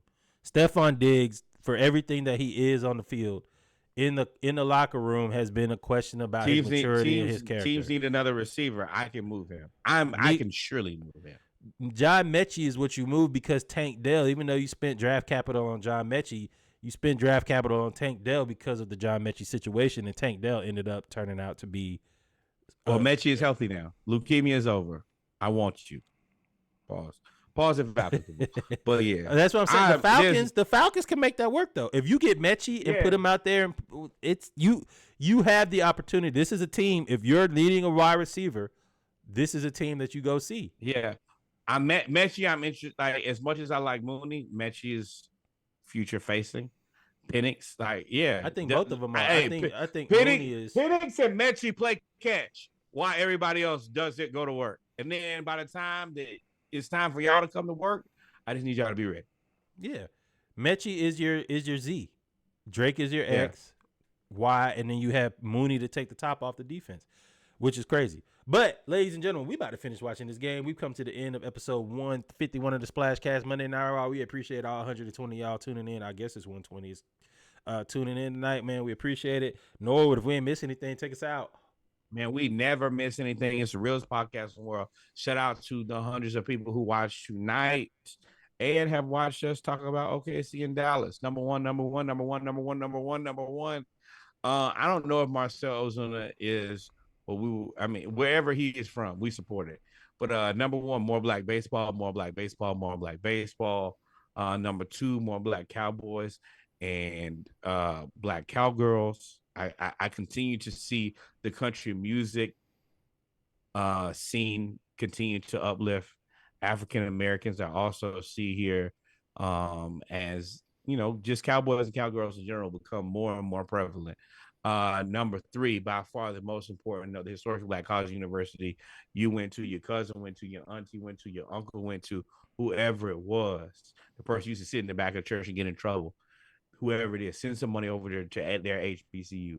The HBCU in the city in which you live, the one where you go to homecoming, step shows, to be around your people, to laugh, kiki, and feel special. Send some money over there. And then finally, the Hampton University, the greatest learning institution in all the world, the one that gave me a degree, gave Reggie a degree, just had graduation here on Mother's Day, did a fantastic job.